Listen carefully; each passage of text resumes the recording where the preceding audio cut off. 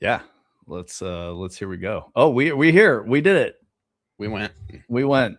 We are here. Sorry, we had technical difficulties. What's up, gang? Which one of you guys got first? I see discourse about first in there. Oh, it was LFQ. That's who it was. There's no discourse. There's only whatever the machine decides. There is only LFQ. Yep. Oh, well done, dude. It's like he knows every time. The gamer is gaming. Amazing. How are y'all doing? What's up, Brightside? What's up, Turning Cog? That's like a granola bar? What do you mean, bro? That's a Kirkland signature shirt. That he got that shit on, dude. I don't know if they make Kirkland granola bars. I mean, they probably do, but they call that shit drip, dude. This is one of the highest quality t-shirts I own. Not gonna lie. That's so funny. Yeah, I don't think are you thinking Kind Bar? Because like it kind of looks like a Kind Bar logo. Now that I think about it. That's what it's giving me is Kind Bar vibes. LFQ, you just came off a vacation, right? How was your vacation? I hope it was good. I feel like you had like 3 weeks off, something like that. I'm trying to remember. Also, the I think I responded over the weekend. The Path of Exile link that you posted was really interesting. Tony, I still need to watch that. I'll do that after stream today. I can kind of catch you up on it just to give you like an overview, but I think you'd be interested in the process. So basically, they had a unique NVIDIA driver bug with PoE that was causing crashes. So what they did instead was wrote code that said, "Don't crash game," and it would just freeze and then restart the game with all of the current save data until they were able to gather enough to send off to NVIDIA to fix the driver bug, which is really interesting. So he talks through that whole process, how they QA'd it. It was like a 1.5 years long that they were trying to figure out this bug. It's pretty cool. I bet the solution was infuriating too. It's probably something very small. Well, it required a bespoke driver from NVIDIA. They had to make one for them. Why crash when you can just not? Yeah. I mean, it really reminds me of that story about Morrowind on the Xbox, where because of memory issues, they would literally just reboot the console on a loading screen to free up all of the memory that had been used already. And the loading times were abysmal, but it worked. Yeah, that just reminded me. There were a bunch of ZeniMax employees that were like protesting getting laid off, and that has made the culture war. So in case you guys are wondering, that's what that's all about. We talked about it probably 2 weeks ago that a bunch of people got cut from ZeniMax. I guess a lot of the employees were outside like protesting, saying that they should be hired back, which is crazy. But yeah, that's in case you see anyone talking about it, that's what it is. It's culture wars nonsense. Yeah, why crash when you can just not is like I think about that is like, yo, what's up, P Vigil? How you doing? I'm doing good, man. Welcome. What brought you through? Is this this isn't your first time? I feel like you came to the stream like back at the start, like a long time ago. Because you didn't, you don't have like a first message in chat. How you doing, man? The city can just do what Madison did about their protesters. they don't even, no, dude. That's a different thing, Turning Cog. That's a different thing. Oh, man. Yeah, so I think there's actually some interesting Vidya games type news that we can talk about today. I can pivot away from like Culture Wars BS. No. I know who you are, P Vigil. No sweat.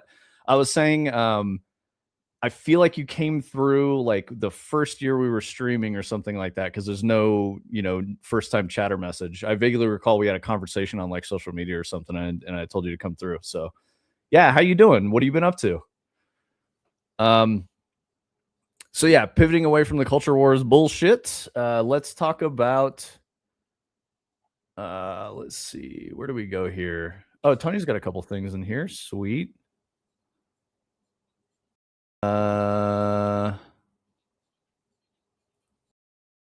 shit, this is crazy. I didn't even read this. I kind of want to read this one first. This is a teen game dev only gets, where's Pineapple? Oh no! So you keep reading that one before you form an opinion on it, because it ends differently than you'd expect. Teen game dev only gets $2,000 after his hit game sells 1.3 million copies. An 18-year-old built a $200 Steam game as a joke, and thousands of strangers actually bought it, but then they wanted their money back. He had 55,000 refunds for his game in minutes flat. It's a $200 game that takes like 6 minutes to finish or something like that. So I see. Yeah. The game costs $200. That's really weird. Yeah, set the price at Steam's maximum, fully expecting nobody to buy it. Instead, 6,717 people bought it, and 6,707 of them refunded it. So he only had 10 copies that actually people kept. Most of the purchases trace back to China, which sent major spiraling into theories involving money laundering and hit lists. Steam's 2-hour refund window means the whole loop, buy, double, return costs almost nothing, and Valve has not said whether anything shady triggered the surge. The game's Steam page bills itself as the swindle to end all swindles, featuring beer, cigarettes, and a fictional city called Schizopia. Its lone review, all 6 minutes of it, called $200 not quite the worst purchase of a life that once included eating a sandwich soaked in toilet water. Oh my God.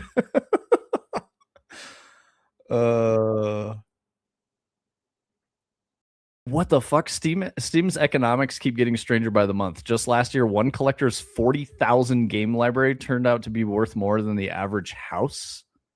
What the fuck? Yep. Oh my God, that's crazy. Dude, that is a crazy read. I can save the George Martin thing for when we get like Anna in here or something, because okay. I got another Anna post. There's apparently Brazilian local government was holding like a meeting, and there's some capybaras that just like walk up into the office like when they're holding fucking meetings. They like walk into town hall or some shit and then just be walking around in there. So I figured she might have some more insight on that. Okay, so guys, we have news about God of War, the TV show. Dave Bautista is going to be Kratos. So that's... I don't think it's confirmed. I think he's in talks, but it said he's set to play Kratos. Oh, really? Okay. Yeah. There you go. So he definitely... I remember on Twitter, he was like, people were saying he should play Marcus Phoenix.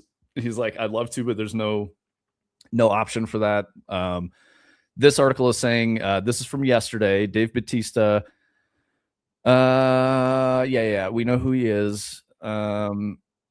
Hurst, who was set to play Kratos in the show, sustained an onset injury in June, which led to him tearing his bicep and requiring surgery. After realizing that recovering to full strength for a bicep tear can take up to a year, the production studios took the unfortunate decision to look for another actor, and instead they have cast Dave Bautista. So looks like he's going to be the guy. Is he going to leave the helmet on? I don't think Kratos wears a helmet, but yeah. I can see him doing a good job. Let's see. 4 episodes of the series have already been shot as far as when Hurst was injured. So now they're going to be reshot with Dave Bautista as the replacement. Oh, yeah. And in this article, they're saying Bautista also wants Gears of War.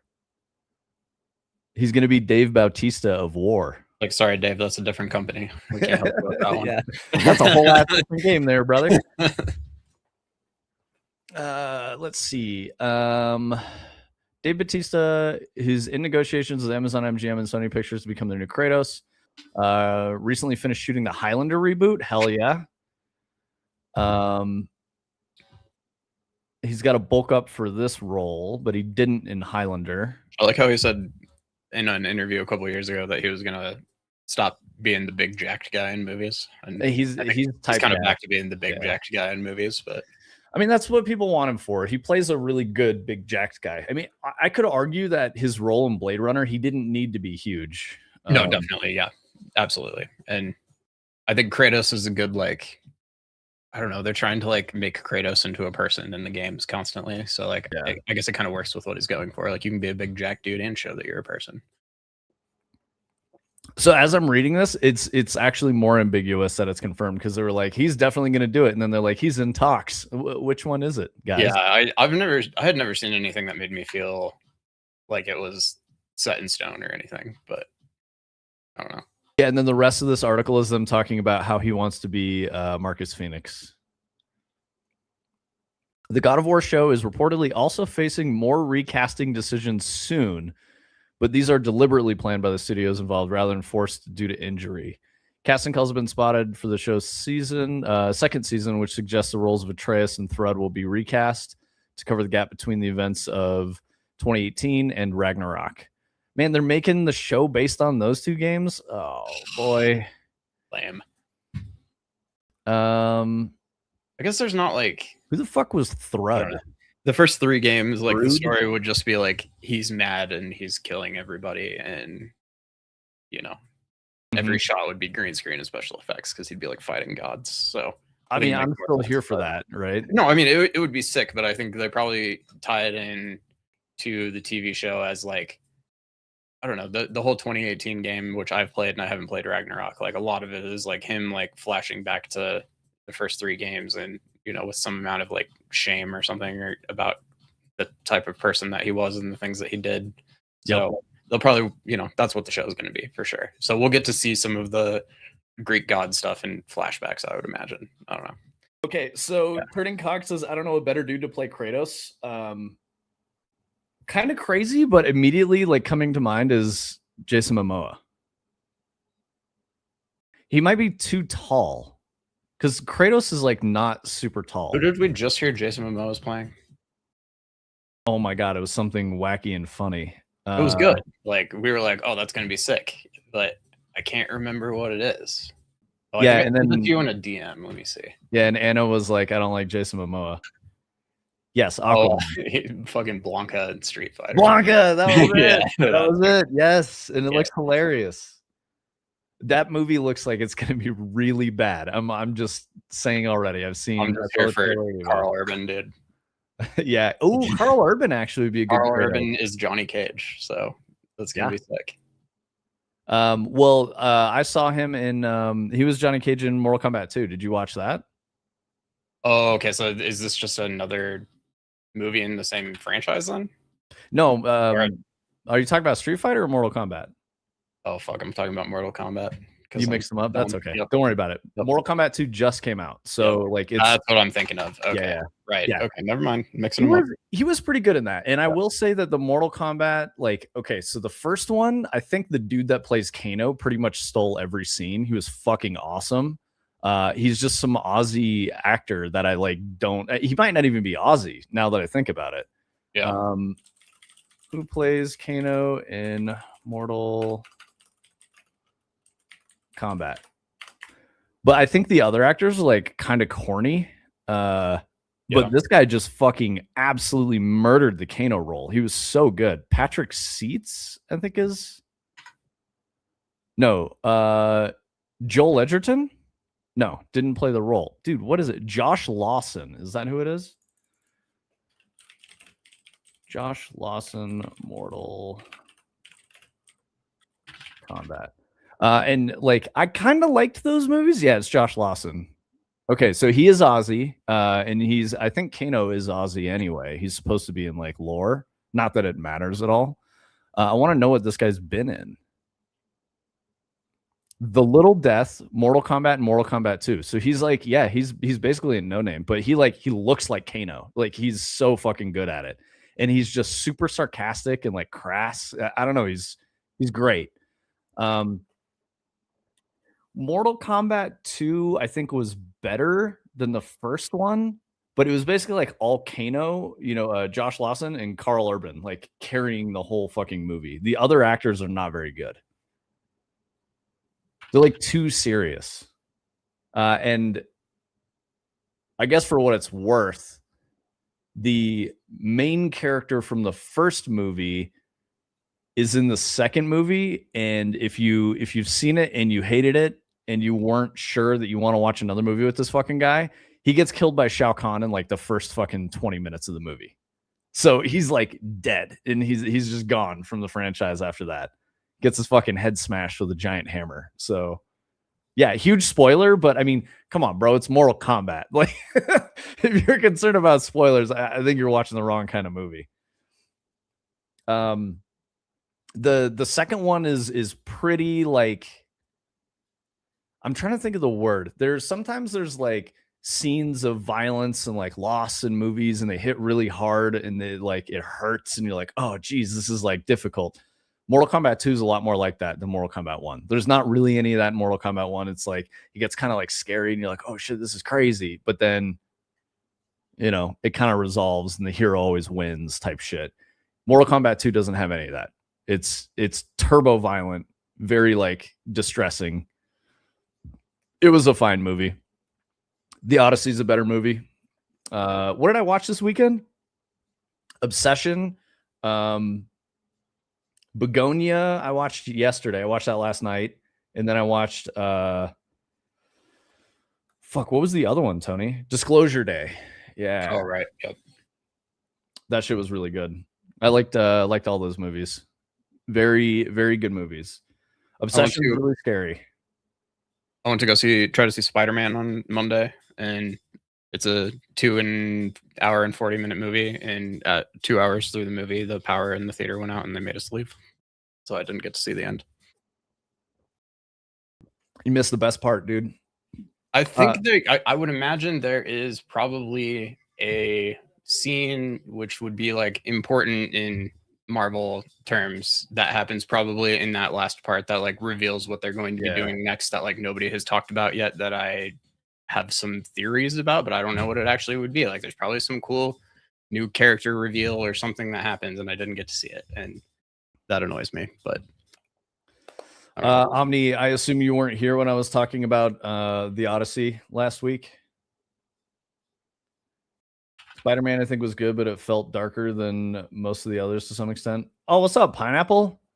Yo, Pineapple. So we talked about there's this Dexerto article. There was an 18-year-old game dev that made a joke game that's only about 6 minutes long, but the game cost $200, and he made 1.3 million, and then all but 10 of the sold copies were refunded.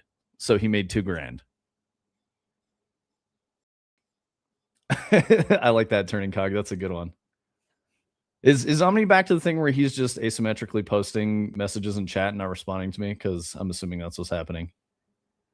Yeah, Tobey Maguire Spider-Man 3 is fucking great.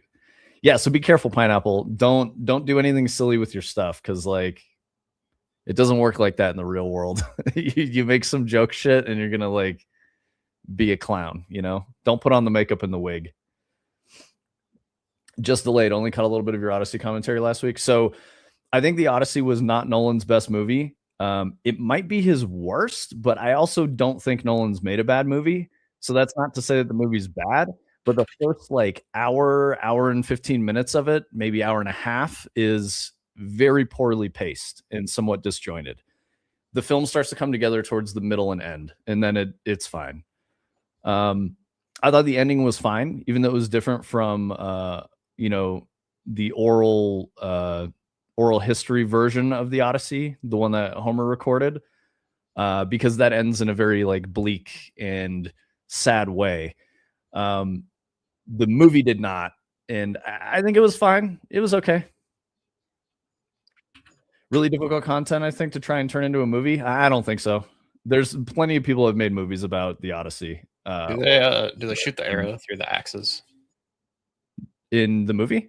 Yeah, absolutely. Okay, I was gonna say I always do that in the Odyssey. I almost wondered if they were gonna be like, nah, it's already been done so many times, I'm not gonna bother. No, it's like a very important part of the story. I guess it is a pretty important part of the story. Yeah, that's true. I mean, I guess I don't give a fuck. Spoilers. I'm just gonna say it. Instead of like the tragic ending with Odysseus and Penelope that happens in the Odyssey, he like comes home, and then they have like a reconciliation, which is very different from the actual story. So it like ends on a positive note, Just finished up on a movie theater mod for Beyond Sandbox, and I think it's one of the best mods I've ever made. I can send some photos and a video in Discord if you want. Sure, man. Yeah, I mean, Omni, it's like making a movie out of Alf Layla Wa Layla, right? Like same shit. Anytime you have or like Norse poetic Edda, you know, anytime you have oral history mythology that is shared over generations, like this is the weirdest part. When you read it or you hear the story told, it's often rhyming and contains a lot of like colloquialisms and like weird idioms. So you need cultural context for those stories to make sense. That's why the Odyssey is weird if you just read, you know, Homer's written account of the Odyssey or, you know, whatever, right? Like same thing if you've ever read the Norse Poetic Edda or if you've read 1001 Nights, like it's weird. I would love to send you some photos and video on Discord as well, Lander. All right. Yeah, go for it, bro. LFQ wants some. So I'm looking at it. It looks like he made big screen in Beyond Sandbox. Like you're sitting in a movie theater with your buds. So Does that sound right, Pineapple? can you stream the video like to other people, or are you the only one who can see it?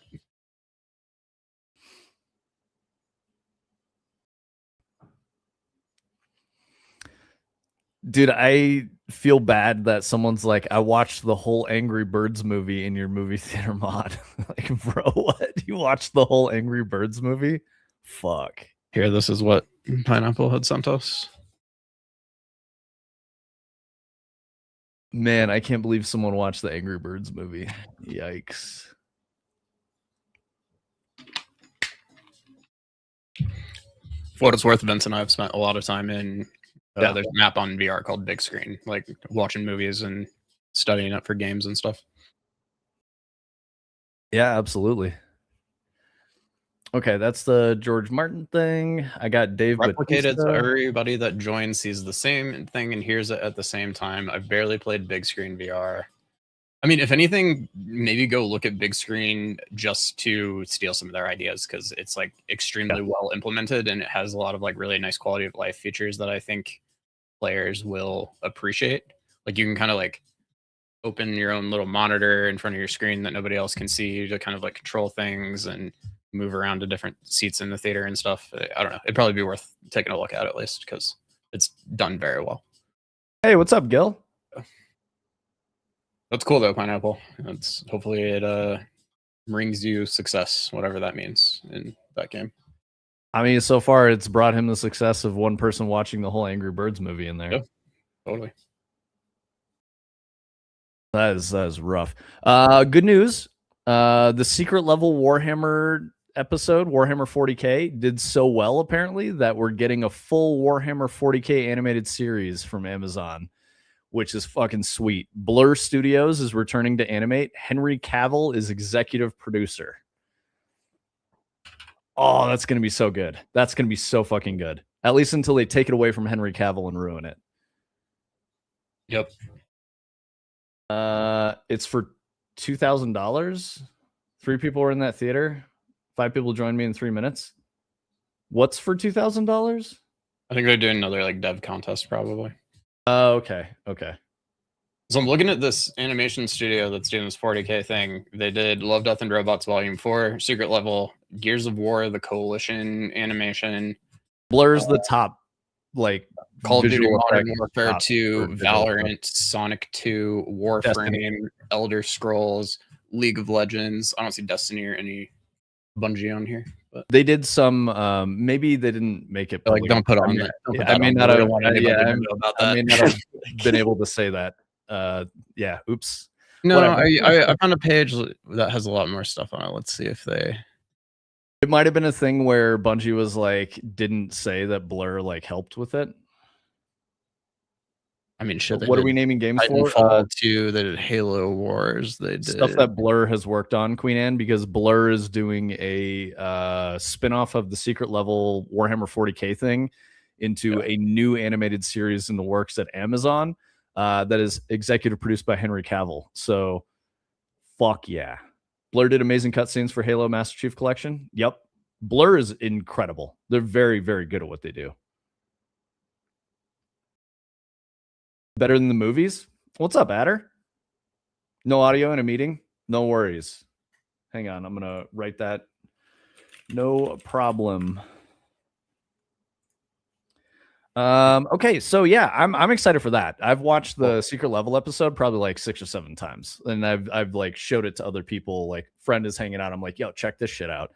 Because if they don't know about secret level, you know, I've told you guys before, a lot of my friends that I hang out with in real life are normies, and they don't really understand what I do, why I do it, or any of that shit. So I show them video game stuff and talk to them about video games, and they're like, oh, that's cool. And I'm pretty sure that the 40K secret level thing was at least influenced by the guy who made Astartes, which hopefully just means like the Astartes guy is helping them make this TV show now, because all of the visual direction for contemporary Warhammer 40K is the Astartes guy. So like the Space Marine 2, that whole visual style is because of him. So he works for Games Workshop now. So I want to say he's like an art director. So he's like the guy who's like, hey, let's make this not look like shit. And, you know, you can still keep your faithful old style of the, you know, big, like blocky Space Marines. And it makes sense because I figured out how to do that. So yeah, very cool. I'm pretty sure he's a part of it, LFQ, just because he's like the guy at Games Workshop defining like the look of stuff. So yeah. Sweet. So that's very exciting. I think that's really cool. Let's see. We got Dave Batista. Okay, so this one was a little funny. I didn't really read it, but I thought it was maybe an interesting topic here. We can let the Astartes play, Tony, if you want to show some of that. Yeah, if you want to let it go for a minute, it's fine. But yeah, and I'll just talk about this silly stuff while this is happening. Square Enix denies claims its Kingdom Hearts collection artwork was AI generated and blames human error. So I guess some people were like, yo, this looks fucking wacky. And, you know, I was about to say goofy, but Goofy's not literally in the art at all. But yeah, I guess people were like, oh, no, he has Goofy's totally in there. And I guess people were saying this is clearly AI art. And Square Enix is like, no, it's just bad human art. Which is fucking funny. I'm trying to look at it to see if I think it's AI. Let's see. Compilation consists of Kingdom Hearts HD 1.5, 2.5 Remix, Kingdom Hearts HD 2.8 Final Chapter Prologue, Kingdom Hearts 3 Remind, giving Switch 2 players access to all current available games and spin-offs. I'm guessing this was like store page art. The news was slightly offset, however, by allegations from some players that the collection's main artwork may have been created using AI. The image contains some unusual discrepancies, including irregular designs on Sora's belt and shoes, but the most notable issue pointed out was that Donald Duck has 4 fingers on one hand and 5 on the other. 4 fingers here. Holy shit, he does. 4 fingers here, 5 fingers here, yep. He really does. That's crazy, bro. Yep. Since then, versions of the image have been spotted online, such as the Xbox Store, which gave Donald 4 fingers on both hands, suggesting the art has been fixed at some point. Goofy's hand right here is looking all sorts of fucked up, too. Yeah, dude. Bro, so crazy they'd like cut Mickey. Like oh, they didn't cut Mickey off. I thought they did. I was just scrolled down. This hand looks weird. All the hand. It's always the hands, man. Yeah, hands are hard, dude. Hands are really hard. At least I would say like this, like clock stuff right here looks very like blurry in AI. Like a lot of this stuff, I would have a hard time like pointing out a very specific thing aside from something like that. But like I can look right here and go like, this is generated in like 7 seconds. So. Turning Cog goes, what in the deviant art is going on with this? It looks like fan art. Yeah, it really does look like fan art. Oh, I got to tell them my story about the Renaissance Festival. So, oh yeah, go ahead, man. Went to the Renaissance Festival over the weekend, and early on in the day, I saw the shop that was selling artwork that was like little fantasy things that said funny things and stuff. And there's big signs all over the outside of the building of the shop that say no AI used, human art only, blah, blah, blah. And I go and I look at some of the art, and it's very clearly hand drawn, hand painted, blah, blah, blah. So I think the signs are legit, whatever. I'm like, cool, artists who don't like AI, that makes sense. A little later in the day, I see a very similar shop in a different part of the Renaissance Festival.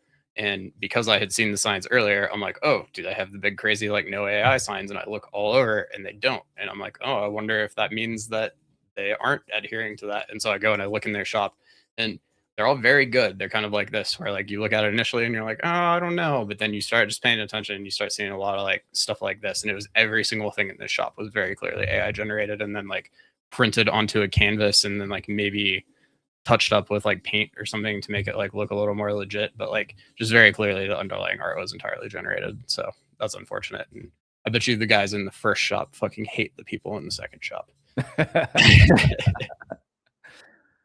Brightside was asking what you dressed up as.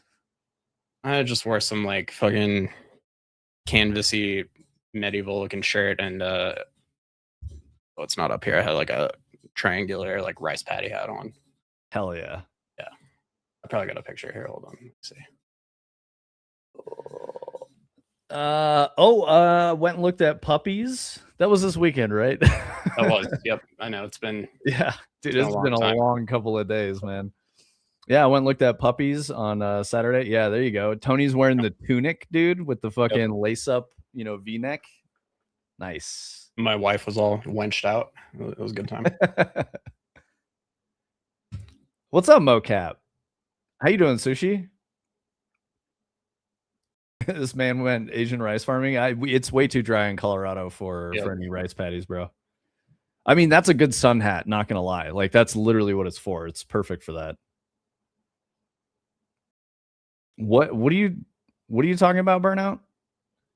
My friend commissioned some look dev stills, and all the art was just cobbled together from generative AI. It looked awful, but he didn't want to pay them. I honestly don't blame him. Yeah, I wouldn't pay him for that either. I mean, like, the easier method is to just get a Midjourney subscription and do it that way. Midjourney is fantastic. I'm definitely not advocating for it, but like, just devil's advocate, was the stuff that they made even interesting or good? At least, like, I can totally understand not wanting to pay somebody to generate stuff using AI. Like, I very much agree with that. I would just do it myself if I was going to do that.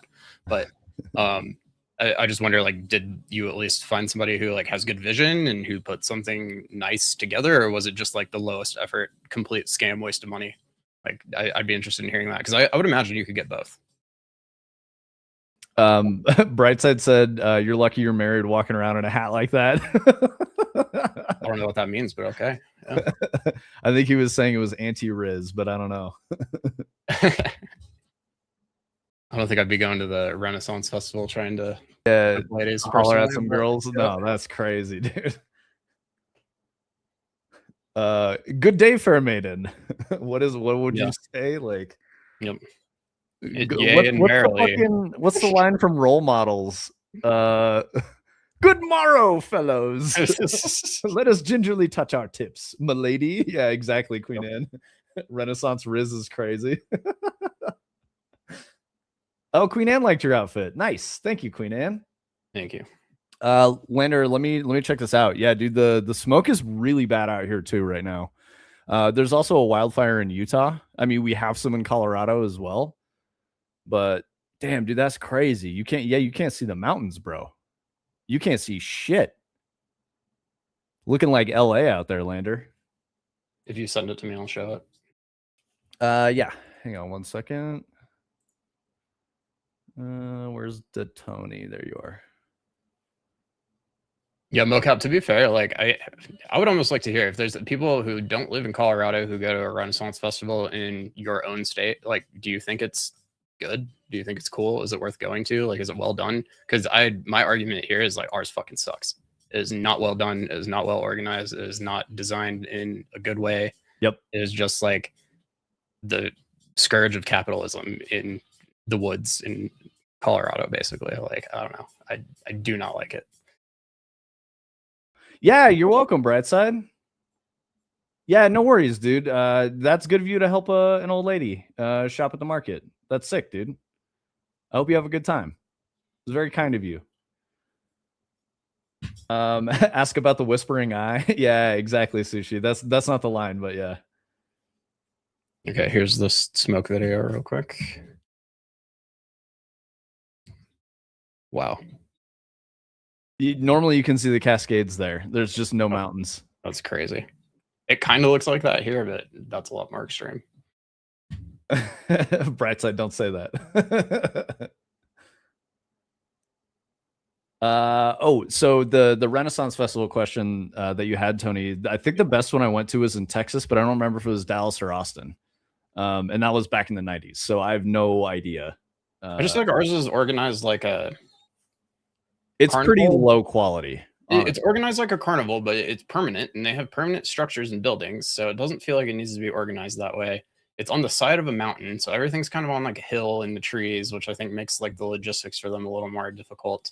And all of the infrastructure, like the roads and stuff around it, are definitely not designed very well to like handle the amount of people that just the entire experience is not very well done, in my opinion. So I still think it's fun to go to with some homies, get like a couple pints of ale and a turkey leg, and then shit your brains out because it's all low quality. But yeah, that's the experience, bro.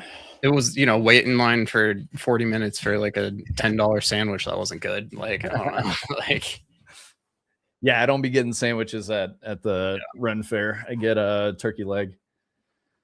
Yeah, some places do it better than others. Do you have a good one up there in Canada, Queen Anne? Mocap, you said that the sun is orange where you are. Where are you again? You don't have to be specific. You can be like regional. You're like, oh, Midwest, East Coast, whatever. That's totally fine. But you're in Vancouver. Oh, you're a Canadian? Holy shit! Or are you Vancouver, Washington? I mean, you guys are turning my opinion around on Canadians. Queen Anne and Mocap, you guys are chill. I've met some shit ass Canadians. Saharan dust over Texas this week. Damn, that's crazy, Adder. Yeah, so being in Colorado, we're getting all the smoke from Canada and Pacific Northwest and Oregon and Washington. So it's like our air quality is really bad.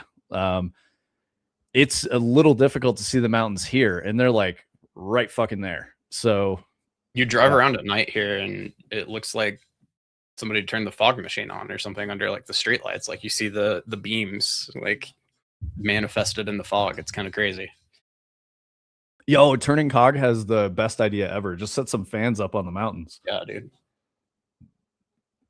Yeah, Burnout, your smoke is not what the rest of the North American continent is experiencing, because you are at the same longitude, so you probably won't really get much of it. I feel like it probably won't hang out over the coast either. No, just because it blows inland. Yeah, so because we get the dome in the middle, like it comes in from the coast and it collides in the middle, and it'll sit here, and then we'll get like a heat dome or something. But the coasts don't really get that because the ocean is creating so much change in the weather pattern constantly.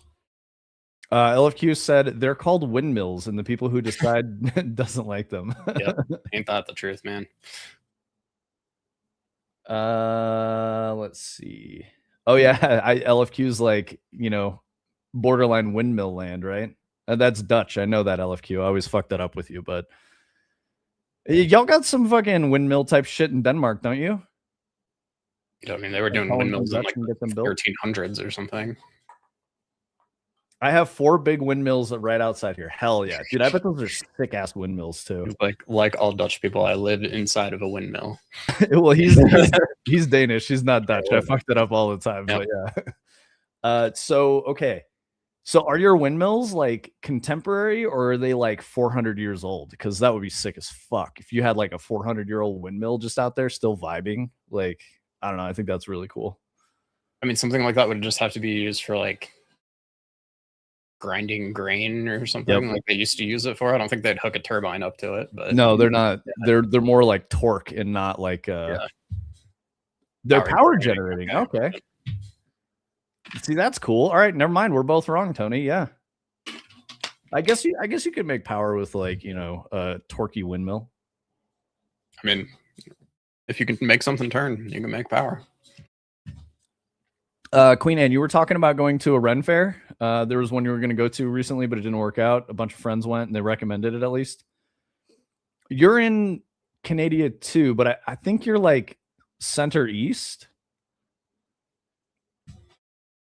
Not everyone is a wheat mill. I mean, bro, Tony said that.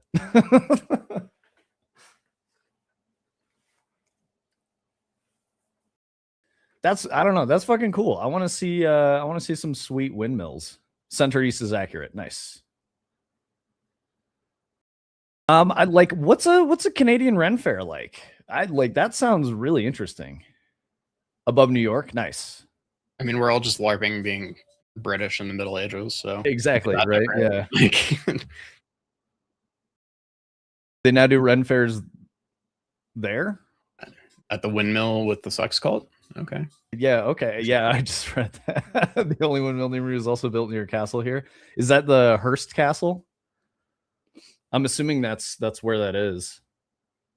And are you talking about Bohemian Grove? Something like that? Dude, have you ever been to that? You ever been to that crazy castle in Colorado Springs? You know what I'm talking about? Yeah, I know. Like I know like where weird dude just like built his own castle. Yeah, I've never been. I've always kind of wanted to see it. I know it almost got burned down in the recent fire, but I guess it's okay. Classroom, it's not a silly question. We don't have Dread up on the screen right now. This is a chat integrated thing since we're just yapping, but this is a project, but yeah, it's not the main one right now. This is any character that you type into the chat is going to create a marble that gets put into here that is the color of your name. So yours will be kind of silvery white like that probably. And we have control over, you know, what shows up on these screens here. If we're showing a video or talking about a news headline or something like that, then those things can show up there. What's up, AAA battery? The medieval eye protection. I don't remember what we were talking about with that, unless you were talking about Tony's picture where he's wearing sunglasses. Largest windmill I can see from here is 256 meters, 840 feet tall. Thank you for the conversion to freedom units, shit. LFQ. Rotor span of 774 feet. Dude, that's fucking huge. So big.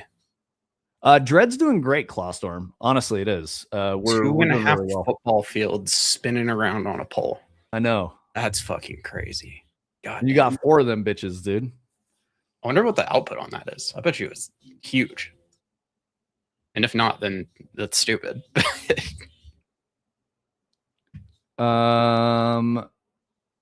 In my county, we have Fort Ross, which is a Russian colony fort from the 1800s, and it's about an hour and a half from San Francisco. At least 4 horsepower. It's only replacing 4 horses. Okay. Oh shit! They should just get 4 horses to do it then. Yeah, dude. There is that line in Landman about like the resources that it takes to build a windmill, and that's crazy as fuck. Yeah, they're not carbon neutral, unfortunately. Yeah, like that. They're very much not. Oh my god, there's so many resources, but I don't know. And they're all made by foreign companies and adopted by nations that don't build them. Yeah. Very expensive.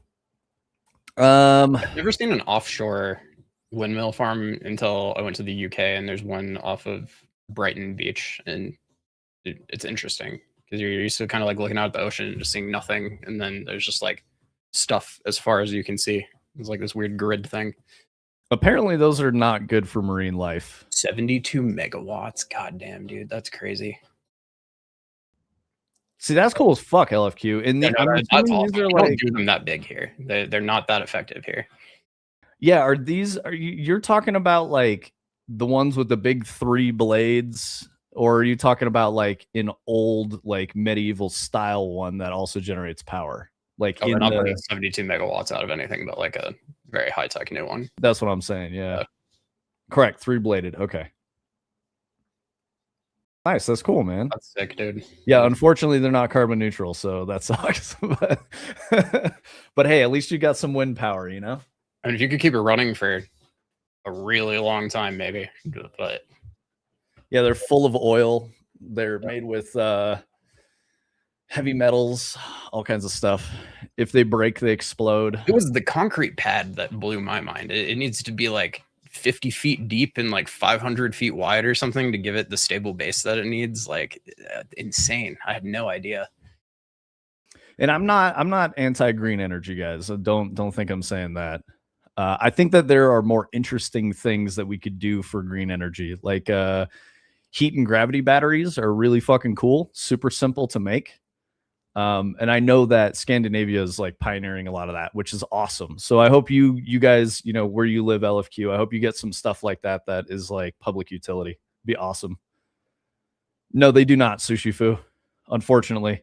Yeah, let's not get into this, but yeah, I think the reality is like it would have to be running for an absurdly long time to actually like go even.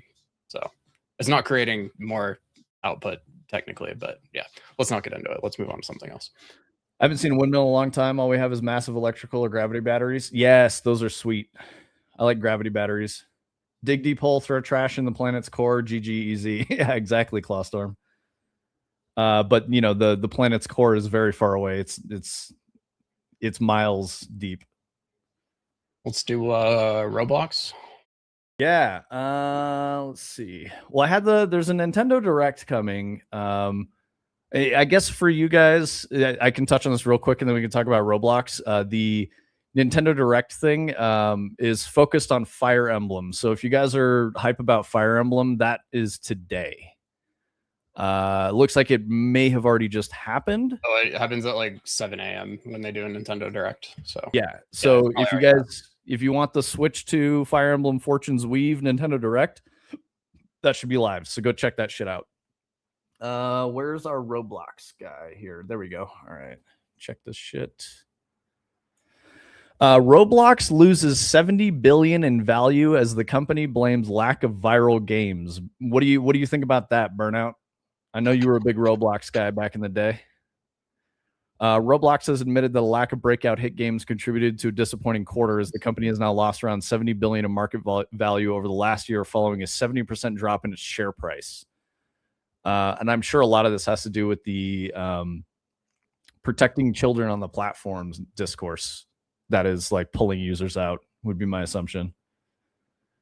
Heard of Big Walk. Dude, I think Big Walk looks sick, but it doesn't look like... I've read you literally cannot play it without a group of people. So, yeah. I'd be interested in playing it, but... Burnout says, I wish I was a Roblox guy a few years too young. Bro, you're crazy. When I met you, you were trying to convince me to play the fucking historical reenactment of the Battle of Waterloo in Roblox. And I was like, hell no. To be fair, he has told me that story enough times that I think it's probably true. Yeah, no. You were definitely a Roblox guy. Yeah. Called out. He's like, no, dude, it's sick, man. There's like 132 players on each side, and you have like a muzzle loader. You can only fire once every 30 seconds. I was like, well, I don't want to fucking play this. Yeah, I mean, that was because I was only in Hawaii. Yeah, whatever you say, Burnout. Whatever you say, bro. Yeah, exactly, Queen Anne. Couldn't have anything to do with child safety on Roblox. I'm sure that it's huge. So, of course, you know, the leadership team is continuing to deflect from that narrative, saying that the lack of viral games is why player growth has slowed in Roblox. It has nothing to do with anything else. Daily active users fell to 123 million during the second quarter, down from a peak of 152 million in the third quarter of 2025. So they've lost 30 million fucking players. That's crazy. Or daily active users. It just feels like it's impact. Like, I feel like this is another one where it's like, if you saw the numbers, it would probably change what this headline looks like a little bit, because I feel like we are constantly seeing headlines about how like Mecha Chameleon is like on paper able to see that they're losing players to people who are just going and playing like the same game on Roblox because they have Roblox and they don't have to buy it, and all their friends have Roblox and whatnot.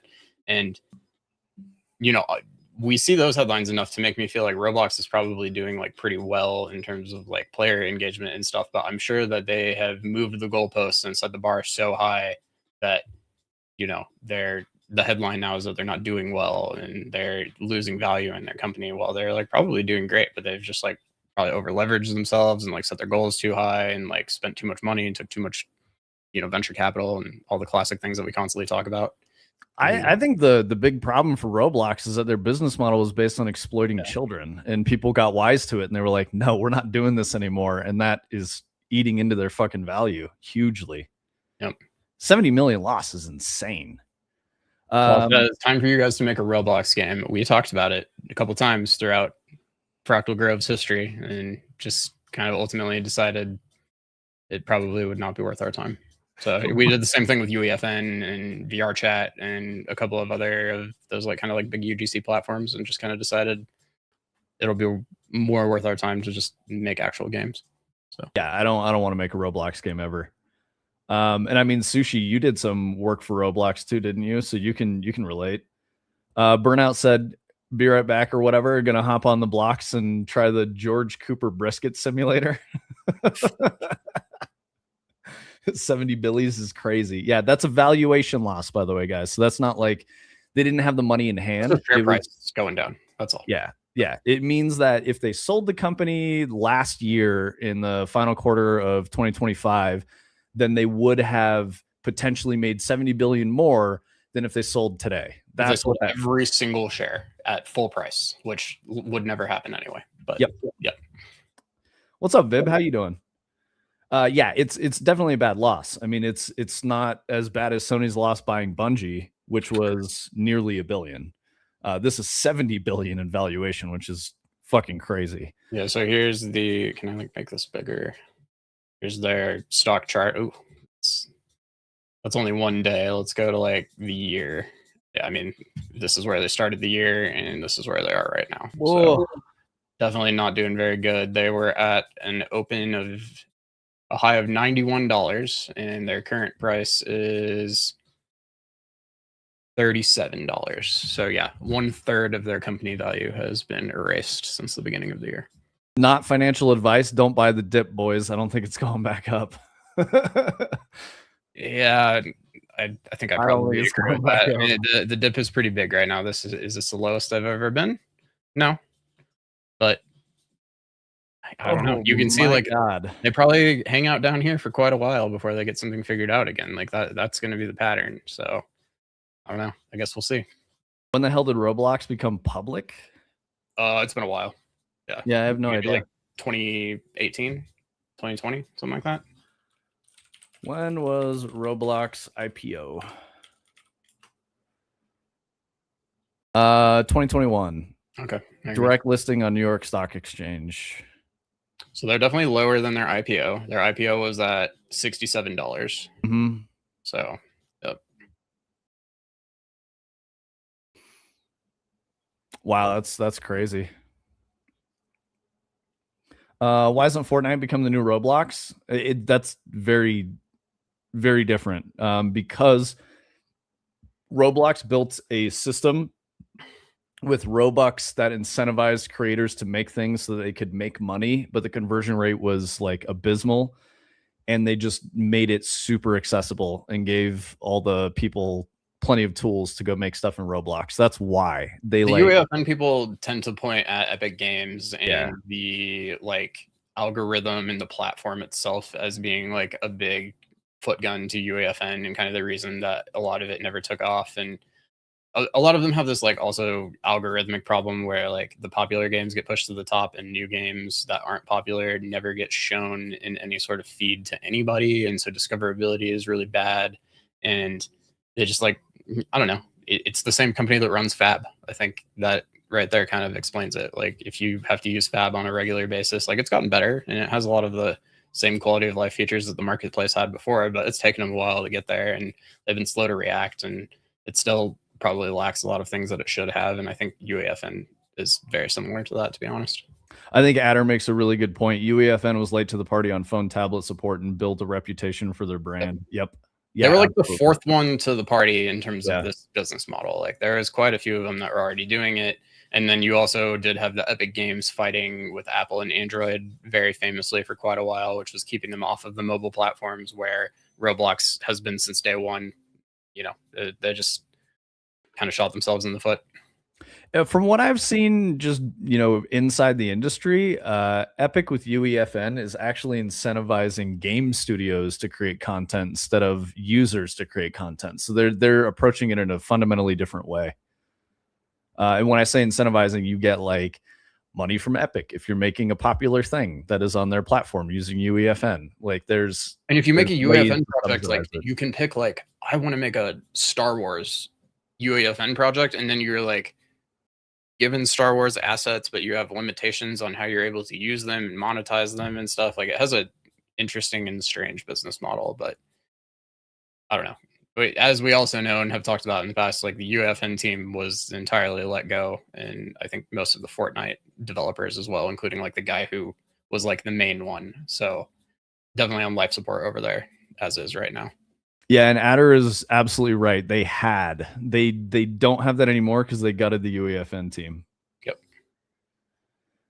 I missed a couple of things from Sushi. He was talking about Roblox. The fact that you can join in the same project and create and edit in real time with changes seen in real time is pretty cool. Literally everything else about Roblox. Is that a thing? That's actually kind of sweet. Yeah. Dude, Burnout, what are you even talking about? Rest in peace? No, dude. That's the dangerous like spot in Roblox. Don't go in there. But those two will be like front page, million player. Yeah. Yep. And they're And exploitative. then the people like me and Vince that go on there and they're like, oh, well, maybe UAFN actually has some good shit on it. Let's check it out. And you see Donald Trump Shower Simulator as the top game, and you're like, nope, I'm gonna go back to Steam. Yep. They laid everyone off. UEFN is in maintenance mode. Yep. You can literally see other people in the project zooming around. What they select, it's pretty cool. Yeah. They just had a different approach to it. So is it like, are you in an editor, or is that just like how Roblox works? Because admittedly, I've never played Roblox. So like, can you just kind of like pop that open if you're the room owner at any time? Do you have to go into like a different mode and like compile it, or like how seamless is that? Yep, in an editor, Roblox Studio. Editor, okay, cool. That's cool that it works like Google Docs though in the editor. Like Vince and I have talked about that with our game projects for a long time. But obviously, that would be so much better than the Perforce loop. Yeah, Vib, I'm not surprised that that's a real thing. I've no doubt that's a real thing. Is Burnout saying something crazy? Not only was it a real thing, it probably made the creators a lot of money because it was actually popular. Yeah. Man, we start talking about Roblox, you guys go off into the deep end. Like just like we talked about windmills, very innocent conversation, you guys go off into the deep end. It's okay, you guys are fun. Okay, so we attribute the unforeseen monetization shortfall to a greater than expected shift of engagement from high monetizing 2025 vintage viral games to a combination of new and evergreen experiences with lower hourly monetization. So hourly monetization is a crazy fucking metric to run your business off of. Underlying mix shift was compounded by changes in our recommendation algorithm, which optimizes for long-term retention and is therefore providing more impressions for highly retentive games at the expense of near-term monetization. So their MTX model is not as exploitative as they wanted it to be, and that is causing a hit on their value. Investment research firm Morningstar described the results as terrible, saying that nearly every major engagement and spending metric moved in the wrong direction. Analysts also warned that Roblox's long-term growth could be harder to maintain if it continues relying on unpredictable viral hits to drive player activity. Yep. Did you see that they made Simpsons John Wick in Fortnite? I hate that. It's not John Wick, it's Simpsons John Wick. I hate that. I hate that so much. I'm opening up Fortnite right now. I want to see what the most like fucked up game I can find on the top of the browser is. Roblox is going off the deep end. Bro, they've been like sinking like a stone in the deep end for a while.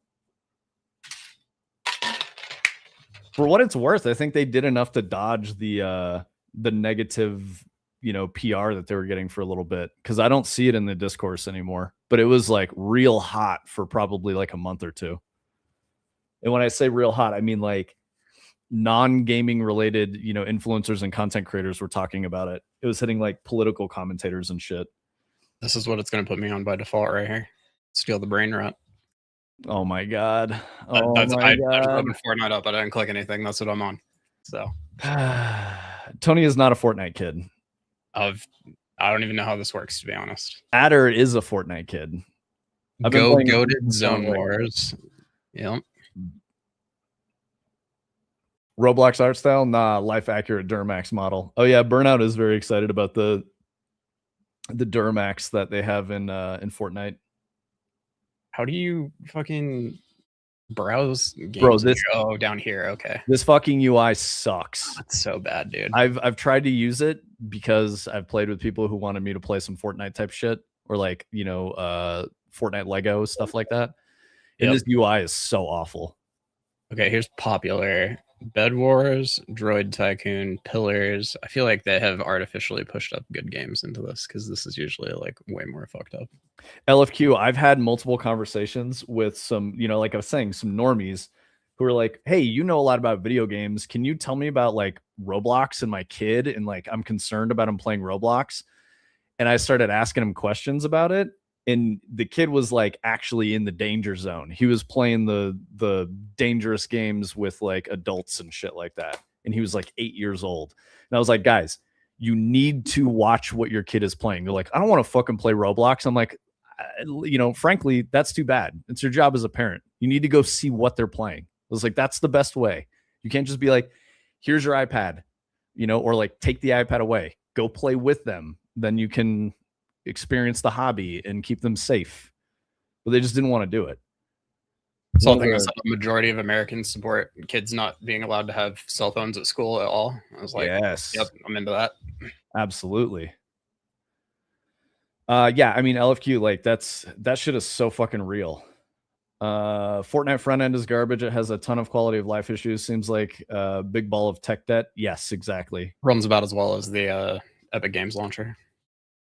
Yo, base turning cog. No Roblox and Fortnite in the house. Good. I don't even know why Roblox has been so much in the news lately. I've been living in a cave. Well, it was in the news, Vib, because I'm going to be careful with my words here. The way Roblox was functioning, it was a very consistent vector for child exploitation by malicious adults. That's why. There's like whole ass YouTube channels and shit dedicated to strictly this one issue. And Roblox corporate was trying to silence them and shut them down and sue them for like libel and slander and shit like that. Yeah, it's really bad. Go do yourself like a Google search if you really want to know about it. It's bleak, it's grim. I don't think it's a good way to spend your time, but if you just want to know, you can find it out there.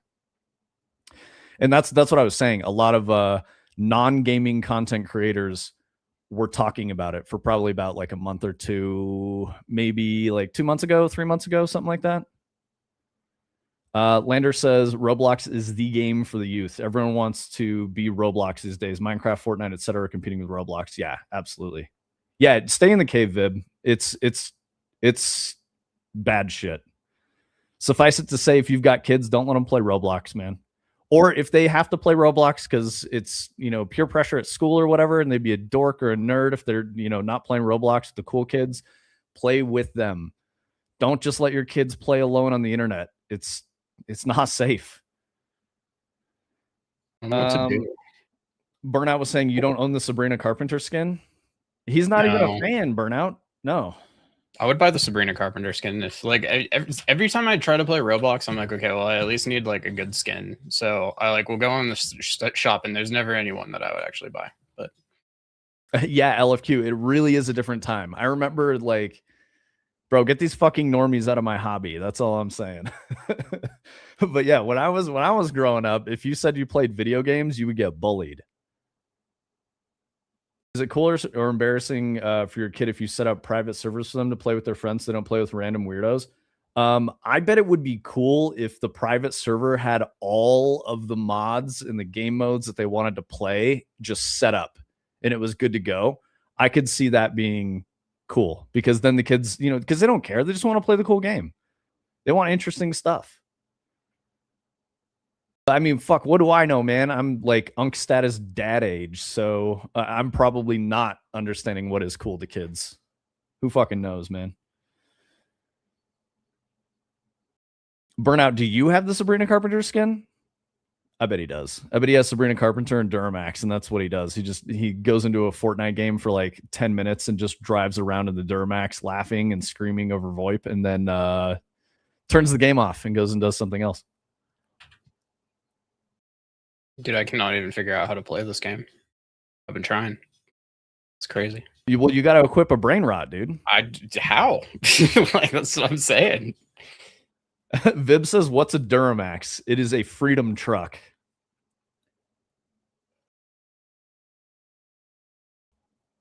Imagine spending $20 on sponsored Duramax. So I'm carrying this now. What do I do with it? There you go, dude. You got a brain rot. What do Take I it do to your with base. it? Take it to your base. When I walk off that edge, it like disappears though. Oh, you fucked it up, dude. I like throw it.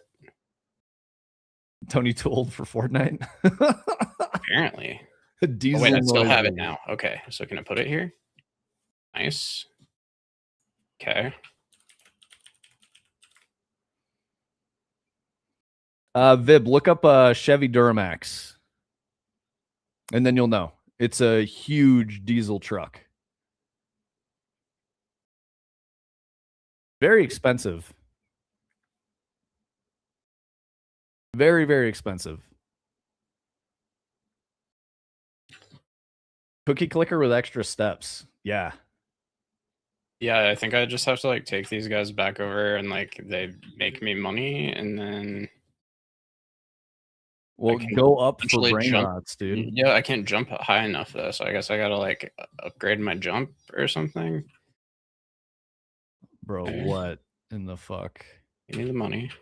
Yeah. Oh, he placed a brain rot, guys. We did it. Okay, let's see if we can upgrade our jump or something now. Oh yeah, here we go. It looks a lot better than the low poly truck. 259. Okay.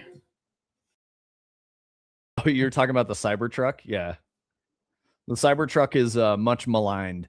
I will say that my appreciation for the Cybertruck is that it looks like nothing else. I'm not saying it looks good.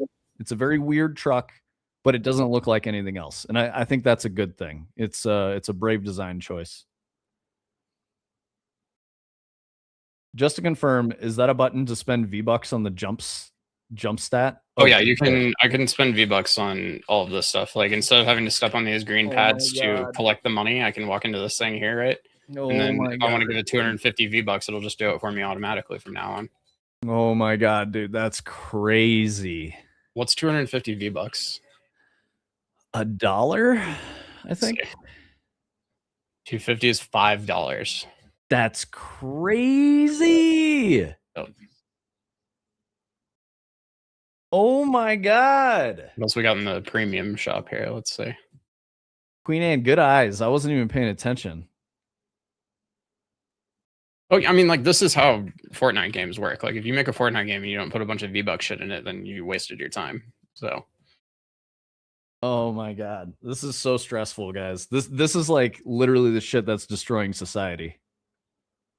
So like imagine you're 12 though, and you're hanging out with your friends, and you all have your little like base here, and you're collecting your brain rots, and you're talking in Discord, and like, oh, you know, Steve had his mommy pay $5 so he gets the auto loot. Like I should probably do it too. And then like, you know, game dev's getting a little bit of money from dumb 12-year-olds. Like I can totally see it.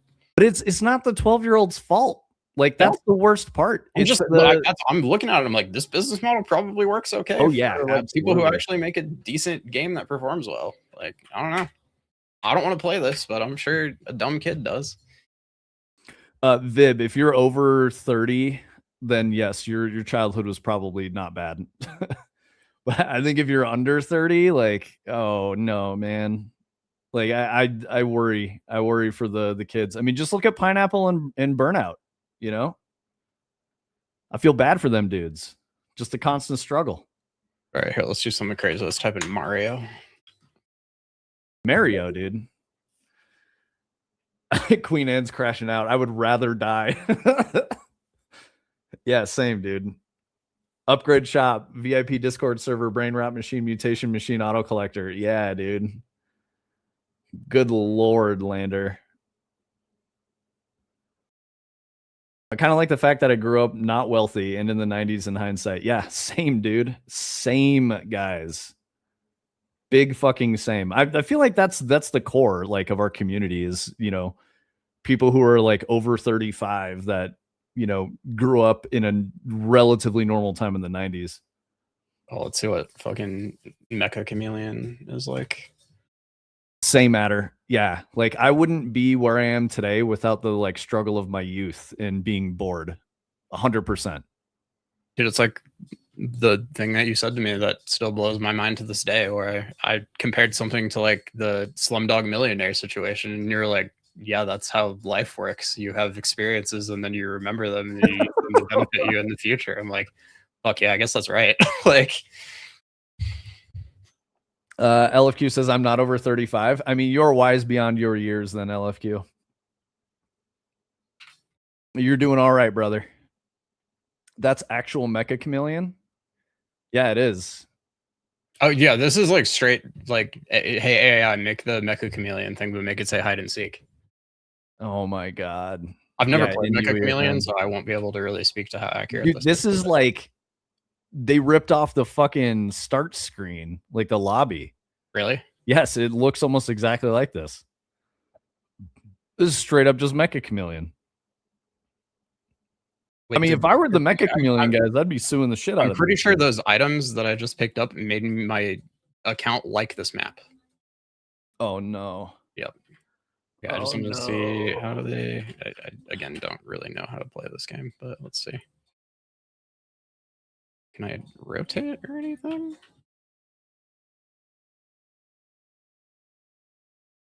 This is crazy. I mean, you can play by yourself too. Yeah, I just did like a private room. I move okay, here, so and then we can. It's the same poses. Oh yeah. How is this not like an IP lawsuit? This is crazy. Oh, I'm sure the Mecha Chameleon guys are constantly fighting this shit. I would be suing the shit out of these guys. Yeah. Because this is like 1-for-1. They straight up stole Mecha Chameleon. Yep. That's what I was saying, because like people have talked a lot about how, you know, this has happened to the Mecha Chameleon guys with Roblox, and I mean, I guess it's good for Mecha Chameleon in a way, but like, they're losing money for sure.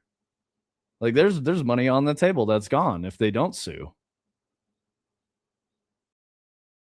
Can I not paint? I can only make myself a color? Oh, this is whack. What?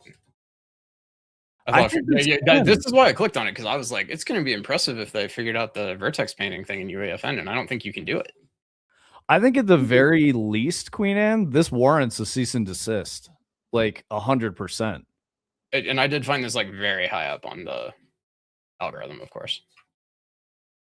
Yep. Yeah, I want to see. So if I leave this now.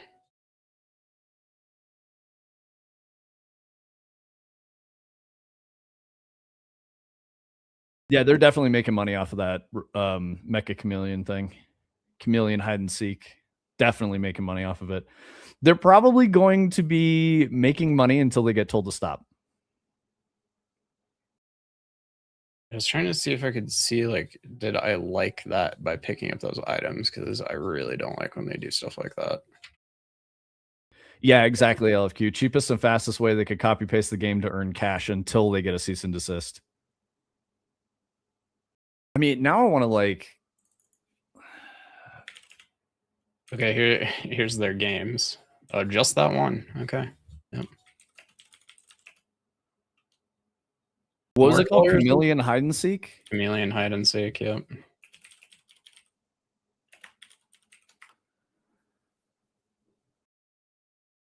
There's they never show the painting in any of the screenshots either, so I think it is just like single color. There's no public legal filing according to AI. Oh yeah, I don't think anybody's shutting any of this stuff down because it's just there's too much. I would be hitting them with a cease and desist for sure. Kind of reminds me of the YouTube copyright system when I was making banger videos. People would report it as their video to siphon my money until I was able to contest the claim. That could take weeks. That fucking sucks, mocap. There's lots of people who I've seen where it's like DJs who post videos with their own songs in them that are then getting copyright struck by somebody else, and they're like, I literally wrote this fucking song. Like, Overwatch made a direct ripoff of Rocket League and Epic couldn't do shit about it. Are you talking about Lucio Ball, Adder? Because that's kind of different because you're playing with like Lucios instead of cars. I feel like it would be hard to make the argument that that game mode was taking away market share from Rocket League either. I think you could easily make the argument that these ripoffs are taking market share away from the actual Mecha Chameleon game. Yeah, exactly. And I think that's the big difference. The UI and the levels are like nearly 1 for 1. That's on top of this, just copyright infringement. Yeah, of course. So yeah, arena gameplay and like gameplay mechanics are really hard, obviously, as we know with Nintendo trying to sue Pocket Pair. It's very hard to patent and copyright that and win, in court. The only reason you open a lawsuit about that in Nintendo's case is because they want to bully Pocket Pair out of the market. They want to siphon their funds to waste it on like legal battles. Okay, and if we want to play that game too, then Buck Bumble has to sue Rocket League because Buck Bumble had flying sci-fi beast soccer in it in like 1998, and it plays almost 1-to-1 like Rocket League. I don't even know if there's a video of it on YouTube because it's so obscure. But studio's gone though, right? I mean, probably. Yeah, I'm just saying, like, it's just like it's not the first time the idea has been done. Probably not the last time it's going to be done. But yeah. Fortnite can get away with a lot more because it's free to play. Yeah, but it's monetized. I mean, I think you could argue that like what we just looked at was heavily monetized. Did we get into War Dogs playtest this weekend? No, I didn't even sign up for it, Lander, but I am tracking War Dogs, and I think it looks really fun. Yeah, never mind, read that. That could take weeks. Skins are monetized, but they aren't selling mecha skins that are direct ripoffs. Adder, I think the thing that was monetized was like the pay to win mechanics in the game. I mean, actually, I don't know. I'm conflating the two because I actually didn't notice too much monetization in that one, but yeah.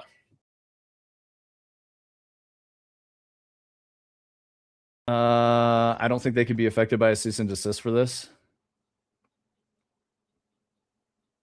Sign up for the playtest on Steam or monitor their Twitter. They've been handing out codes on Twitter all week. I might just want to wait until the game comes out. I definitely want to hear what you guys say about it and if it's fun, and then like look at more. I don't know, the early access, like, beta playtest things. I'm just old at this point, and I don't like getting hyped to get into like network slams and shit like that. I'd rather just play the game when it's out if it's good. The waiter, yeah, I'm a waiter, dude. I know. All I'm getting at is it's a super gray area in games, and Epic and Blizzard. Yeah, all IP law is just a huge gray area. Yeah, I mean, I think you're right, Adder. Like, I'm not trying to be like, don't argue with me because I'm right. Like, that's not what I'm saying at all. And as we know, like all legal situations like this are usually just a math equation of like trying to figure out if it's worth fighting because it will cost money to fight no matter what. And if you're the person who is making the claim that somebody else is ripping you off or something like that, it's on you to prove it, and that's generally going to be more expensive for you than for the other guy. And a lot of the time, like the Mecha Chameleon devs, they've been very successful, but they might not have the resources or energy or desire to get involved in something like that because the math might say it'll cost us $1 million and we'll get $800,000 back or something like that. So yeah. I mean, we can talk about Martin. We have at least one of the ands here. What's the fucking thing new Martin blog post? Yeah. I don't know a lot about this because I don't follow Martin too much. I mean, I don't know any more about it than what it says there, but we've been talking about Game of Thrones and George R.R. Martin a lot lately, and I saw that and I was like, well, I got to put that in the stream list. So he's fucking vague posting about being sad? Yeah. Stupid Twitter. Hold on a browser where I can actually see it, but he refers to his team as minions. Yikes. Yep. So he says,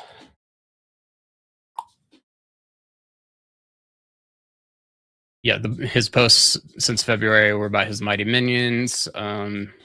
Even with their help, he's been falling further and further behind. This year has been stressful, to say the least. So much has been happening. It's been overwhelming. Some great things, exciting things, dreams coming true, but there have been nightmares too. I have lost friends, battled sadness and depression. The worst may be yet to come.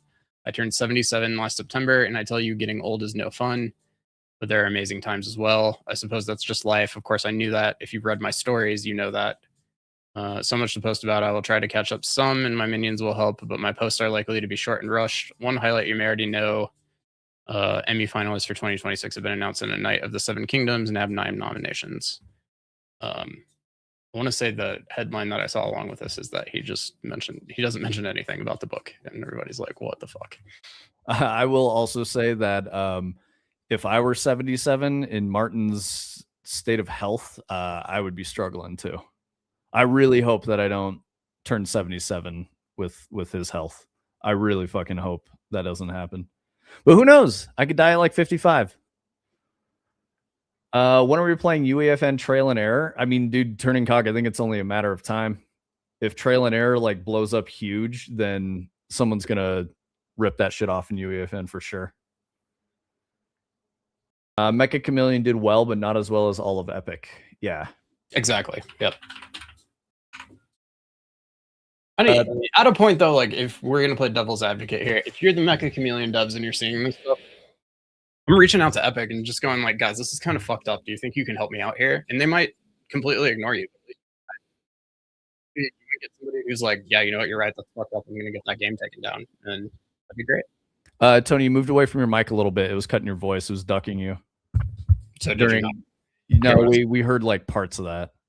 I was just saying, like, if you're the Mecha Chameleon devs, like, it probably wouldn't hurt to just reach out to, UAFN support or Epic Games and just go like, hey, this is fucked up. Like, can you help me out here? Like, they might say no, they might ignore you, or somebody might be sympathetic to you and, take that game down, and then it costs you nothing. I don't know, it never hurts to ask type situation.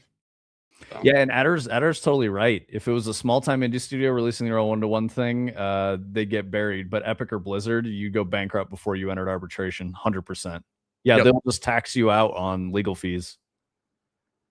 Burnout was saying, I stopped watching latest Hot D episode. It was so buns. Dude, I don't watch that show. Night of Seven Kingdoms is great, though. Like, it was really good. I can't watch House of the Dragon because it is Hot D. For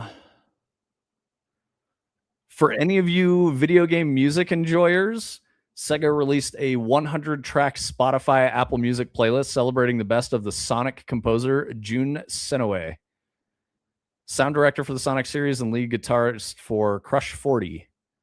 Playlist, which is titled Jun Senoue Essential Works, consists of 100 tracks spanning Senoue's career. Sega describes it as an official playlist featuring songs to which Jun Senoue, known for his work on Sonic the Hedgehog, has contributed as a composer, arranger, and guitarist. That sounds fucking cool. There might be some good shit in there. I love the idea of a CD called Essential Works playing like the Sonic the Hedgehog, like green zone music. And like, I don't know. That's kind of funny to me, even though those songs are bangers. I'm gonna go get some water. You're good. Located in the Sega Sound Team artist page, the playlist is available on Spotify and Apple Music and runs for a total of 5 hours and 30 minutes. While most of the tracks are from Sonic games, there are also tracks from some other non-Sonic titles that he worked on, including Daytona USA Circuit Edition, Sega Rally 2, Victory Goal, and Puyo Puyo. He started on Sonic 3 in 1993. Sonic Adventure 1 and 2 and Sonic Generations. Oh, now I'm like less interested because all the Sonic music that I liked was like Sonic 1, 2, 3, Sonic and Knuckles. Queen Anne says, I just never got into Game of Thrones and I feel justified in that. Yeah, so when I watched it, Queen Anne, it was like, peak millennial fucking interest. So we would go over to like a friend's house and like watch it together when the new episode came out, have some drinks. There was like a little party going on. They're all Game of Thrones themed. We got different cups and shit like that. So like, we had our own house crest, like my wife and I, and like, other couples had their own little crests and shit like that. So I didn't care about it that much, but I know everyone there was like talking about the books and the fucking, whatever. And I'm like, this show kind of sucks, but whatever. House Viper? Yeah, I'm pretty sure. I think we had a snake on ours. I don't even remember. But yeah, definitely House Viper. I mean, this is like years ago, so I don't even remember. Pedro Pascal's character? Yeah, exactly. The Viper, dude. You get my fucking head crushed by the mountain, dude. I need an infographic to follow the Game of Thrones character relationships. I mean, I don't think that was necessary, turning cog. I don't think it was that deep. Right now I'm rewatching it with my friend who's never seen it, and it's fun to only watch his camera, not the show. Yeah, I mean, like, I think that's the thing with Game of Thrones that I immediately was frustrated by with like the death of Ned Stark. I was just like, what the fuck was the point? Why did you build the character up? And I was like, no, it'll be okay. I'll get over it. And then like all the show kept doing was introducing a character, building up the character over like 3 episodes, and then murdering them very suddenly in like a horrific way. And I was just like, this is ass. Seven Kingdoms season 2 is wrapping right now. Yes, I'm excited for that, Adder. So I'll say this: what I like about Seven Kingdoms is that it's like a positive story in the Game of Thrones universe, and it's interesting. It's cool. It doesn't have magic. It doesn't have fucking nonsense and like, you know, undead creatures and dragons and shit like that. It's just like a dude that exists in the Seven Kingdoms, which is very cool. I like that a lot. George wrote the books to be unwritable for a TV show. It's 100 times more deep in the books. I do not care. I do not like his writing at all. Apparently, they're planning to do all the current Knight of the Seven Kingdoms books. That I might be interested in, actually. Books have a lot more magic than the show, yes. And I don't like that. Sounds like they have season 3 already lined up. Good. We need more of that. Part of it is servicing subversion over an actual story. Exactly, Queen Anne. Yes. I hate that too. I really hate that. It's like tricking the audience, getting one over on you to get an emotional reaction. And I don't think that makes something good, you know? Queen Anne, were you here when I was talking about the movies I saw recently? I just watched Obsession, Begonia, and Disclosure Day over the last couple days in the weekend, you know? All my homies spit on Dan and Dave. Damn, bro. That's crazy. Yeah, I liked Obsession. I thought it was great. Yeah, exactly, Queen Anne. That's for the longest time what I didn't like about Stephen King, because I felt like horror as a genre was antagonistic with the viewer, the audience, right? And I totally agree with that. So yeah, I liked all 3 of those movies I just mentioned. I'm pretty sure I watched something else that I just didn't care about and it was boring. I watched a lot of movies, in case you guys didn't know. Obsession, but not the others. So one of the weird things is a lot of people were like talking shit about Disclosure Day, but I just have to say, after watching some like weird movies lately, like Steven Spielberg knows how to make films. It's good. It was like a cogent film with like good shot composition and pacing and storytelling, and I liked it. I thought it was great. Oh, I realize now we were talking about He-Man, Masters of the Universe, like a couple weeks ago, and I was saying I liked it, but I fell asleep. I finished it, watched like the last third of it the other day as well. And I understand why people don't like it. It ends in a very stupid way. It has like a terrible fucking ending. So I get why people were mad about it. But it was a fun ride. Like the beginning and the middle were great. The third act was bad. The main stuff I see people talk about with that movie is that they didn't call it He-Man, and the marketing was bad and nobody knew what it was, and it probably could have done better if they did a better job of like marketing it to the people who actually care about that franchise. But the visuals were fucking sick. The writing was bad. I haven't heard like really bad. Most people that see it are like, it was decent, you know, like it was worth seeing, but they're like, I didn't even know it existed, and I don't think a lot of people understand what it is. So for what it's worth, Queen Anne, this is crazy, and I understand why people hate Jared Leto, but I really think this might have been his best performance ever. Like, I'm not even fucking kidding. I really think it was his best performance, because I was better when you like can't see his stupid Morbius face, and he's like Skeletor. So you know, he had range as Skeletor, as weird as that is. I was like, damn, who's playing fucking Skeletor? And I like checked my phone, and I was like, cast list, like blah blah, and I was like, that's Jared Leto. What the fuck? He did a really good job. He affects an accent. It's very hard to tell it's him. He really did a great job as Skeletor. It is funny, Burnout. Yeah, it's a very silly movie. It doesn't take itself seriously at all. The visual effects are fantastic. Tony, I know that the types of colors and like visual stuff that you're into, I think Everything I've seen enjoy of it, part like, about I it. really think I'm like, this looks sick. Like, Dude, it looks very good.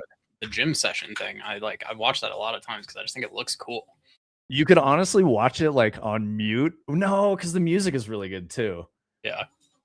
Just ignore the dialogue. Have it at like medium low volume, or if you could like suppress the dialogue and like just turn up the score, then yeah, it'd be great. Till we meet again, Skeletor. Yeah, exactly. I'm just gonna put this clip up while we're talking about it so I can see. Burnout. I don't think anyone actually likes Jared Leto. Like for real. I don't think anyone likes him. There was a period of time when like probably before he was the Joker in that weird DC movie, like he seemed like he was like semi-liked by people, and then that was like where the beginning started to happen. Okay, so this clip, I have to say, is taken wildly out of context, but it does make sense in the movie. It really does. He's like eroding his sense of confidence and stuff. I do think the portrayal of He-Man was a little weird. Adam is an HR worker, and he's like a mediator. So he tries to solve things by talking it through instead of being He-Man, which is really weird. But the visual effects are so fucking good. Yeah, we don't want to do audio burnout because we can get DMCA struck for it. Yep. And it's just annoying to like turn the music off, turn that video on, forget to turn the music back on. I don't know. Oh, Queen Anne, I would say he's a bad actor. I definitely think he is. I think Jared Leto is not even typecast. He just has very limited range, you know, kind of like what I was saying about Halle Berry, right? Or Common. Like, I think Jared Leto falls into the same category. He's basically the same guy in everything. Yep.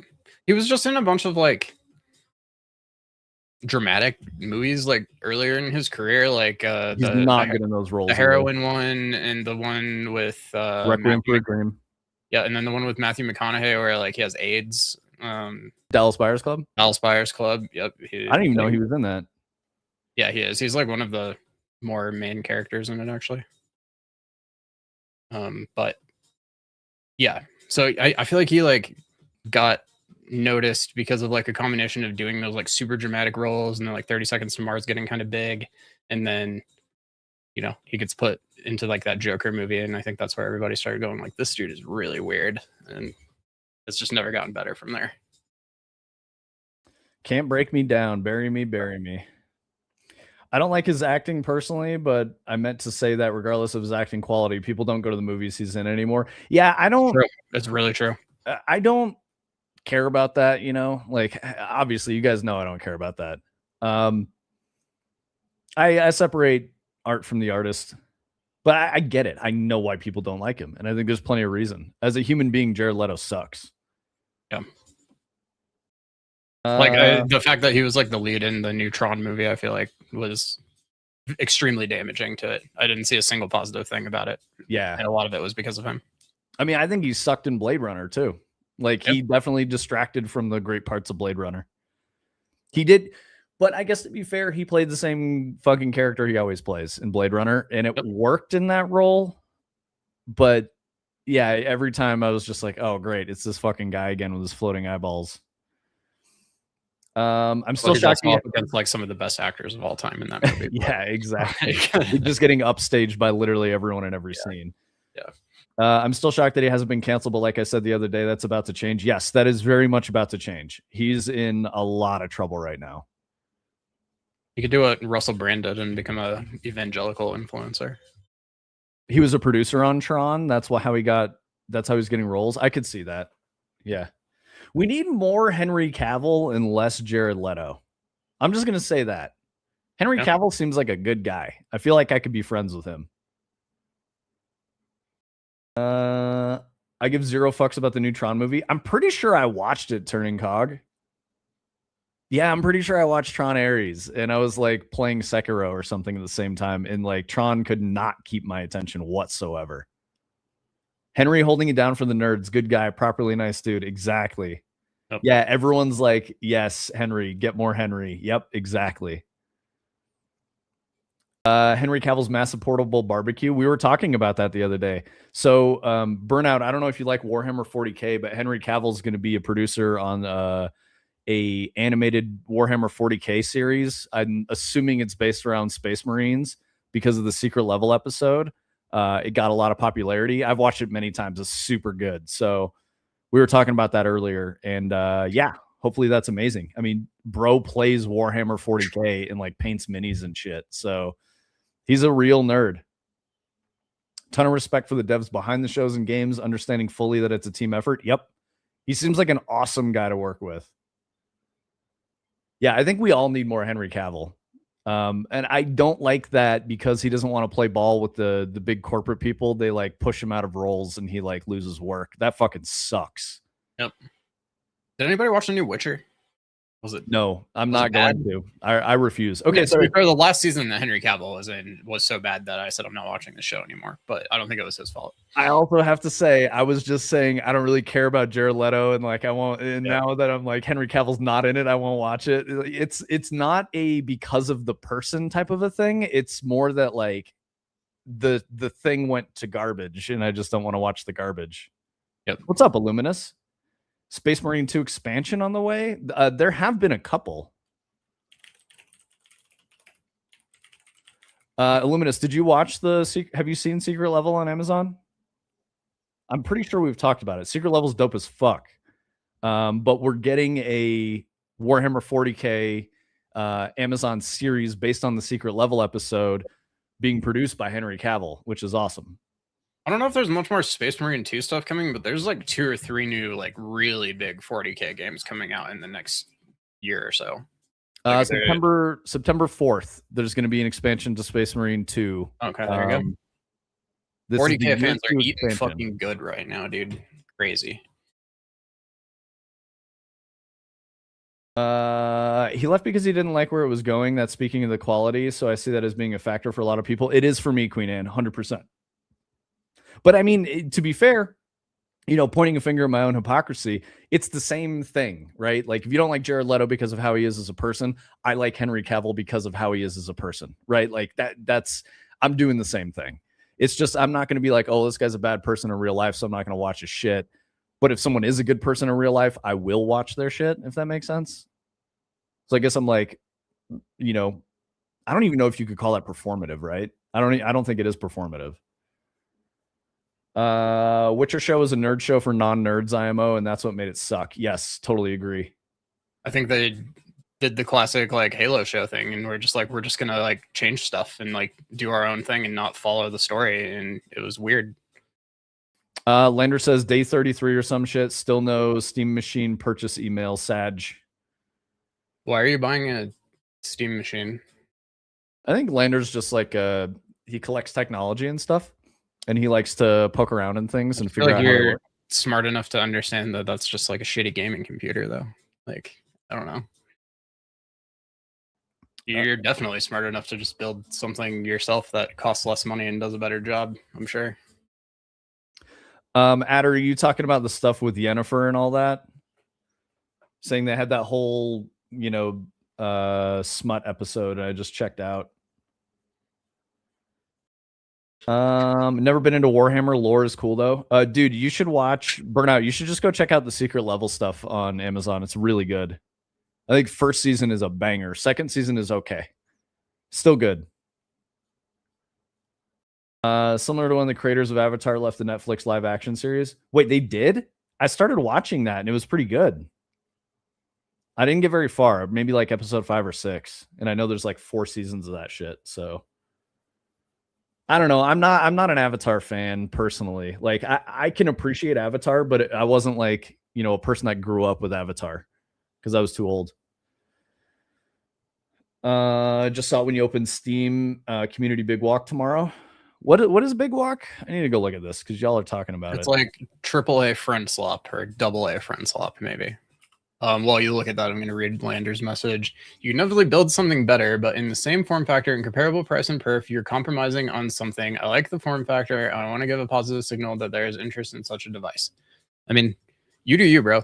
That's a good enough argument. I think even Steam has come out and said that like at the price point, it doesn't totally make sense right now. And that at the price point that they're originally planning it at, it definitely did. And I understand that argument a lot better than paying the retail price for it right now, because I would maybe disagree with you in that you could not build something as good for the same price. I think if you did off the shelf components and you spent some time, maybe shopped around for deals and whatnot, I legitimately believe you could probably build a better computer in a similar form factor for the same or less money. But I could be wrong. Mocap says I have friends who work on that show, and I feel bad dunking on Avatar. Well, I think about a way that you can be like constructively critical about it. I want to hear your thoughts. Don't be like they're sloppy or they did a bad job, shit like that, right? Because like that's not constructive criticism. You got to be like, there was this one scene where this thing happened, and I feel like it was better served by the Nickelodeon animation and the original writing in this way versus the way they adapted it to live action. This didn't pan out. Like that could be a good way to not be like mean about it. What's SFF PCs? So much fun to build. Small form factor. Yeah, actually, I disagree. I fucking hate small form factor. I like full size ATX. That's always what I do. It's just so much easier to work on. 3D printing cases and small form factor PC stuff. Yeah, a 3D printing case would be different though. That sounds kind of cool. Because if you made stuff like considering where your hands have to go to put parts inside of the chassis, yeah, you can make something really nice. Okay, Lander says, if you look at videos of YouTubers who tried, they all compromise. They're not the same form factor. They bought used parts to bring the price down or overspent. I mean, okay, sure.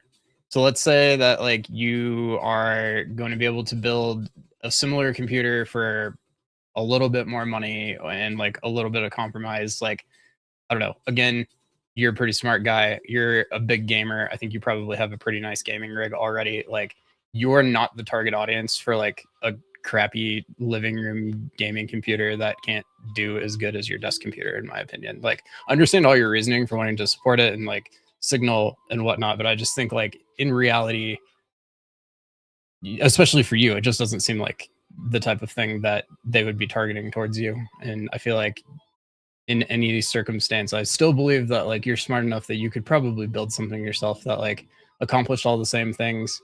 Maybe there was compromise on form factor or something like that, but like, I don't know. I don't care about the form factor. I want a good computer, especially if it's just gonna like sit behind my TV in my living room. It doesn't need to be small. Like, I don't know.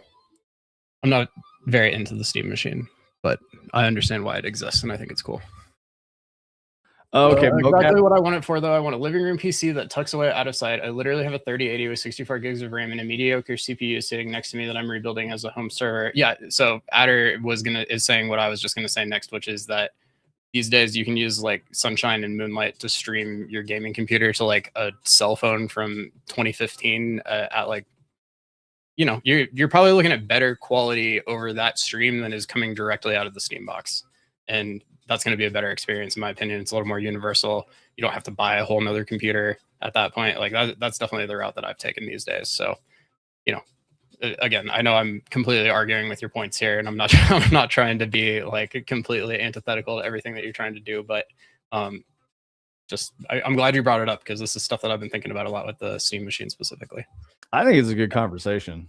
Yeah, I appreciate it. And like it's interesting because I agree with both of you guys. Like I understand all of Tony's points, and I understand that Lander's like, I just want to put some shit in my fucking living room that just works. And like, yeah, of course. Like, and I definitely don't know your situation, but again, unless you're living in a Japanese apartment or something like that, like the difference between like a micro PC case and like a full size PC case is like a bit of a difference. But I feel like if you're talking about like a whole like living room home theater setup, like it's something you can figure out. You don't need the tiniest little computer ever in most situations. That would kind of be the way that I would be thinking about it, probably. Like that's a compromise that's not really like worth making. But I'm kind of with Lander on this though. Yeah. Like if that was what I wanted, I wouldn't want to spend any time configuring anything. I just buy the box, put it on the shelf. That's probably the most compelling review from the Steam machine that I've heard from a lot of people is like, take it out of the box, plug it into your thing, connect your controller, and start playing games. Like that is very cool to me. And I don't think that any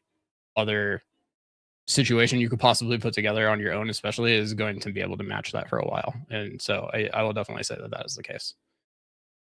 Yeah, and okay, yeah, I think Lander's making some really good arguments. I mean, yeah, dude, fucking get it. Tell us how it is when you get Dude, one. I've been preaching at Adder for so long that Adder is literally saying my solution without me even having to say it, because that's, in my opinion, the right way to go about it. But yeah, and if you like building that shit, do it. You know, I don't like building that shit. I want to just buy something that works out of the box. So I would shortcut it. But yeah, there's going to be, you know, cons to doing that solution. Obviously, it's not going to be perfect. It's not going to be exactly how I'd want it. But if I did the route that you and Adder are talking about, it would be exactly what I want. It's just it takes more time and effort. And I like, you guys are saying Steam Link too. I want to be very specific. Steam Link is not good. Stop using Steam Link. If you guys are trying to play games over your network using Steam Link, you're probably not having a very good experience, and you probably think it sucks and doesn't work that well. Stop using Steam Link. It is not the solution.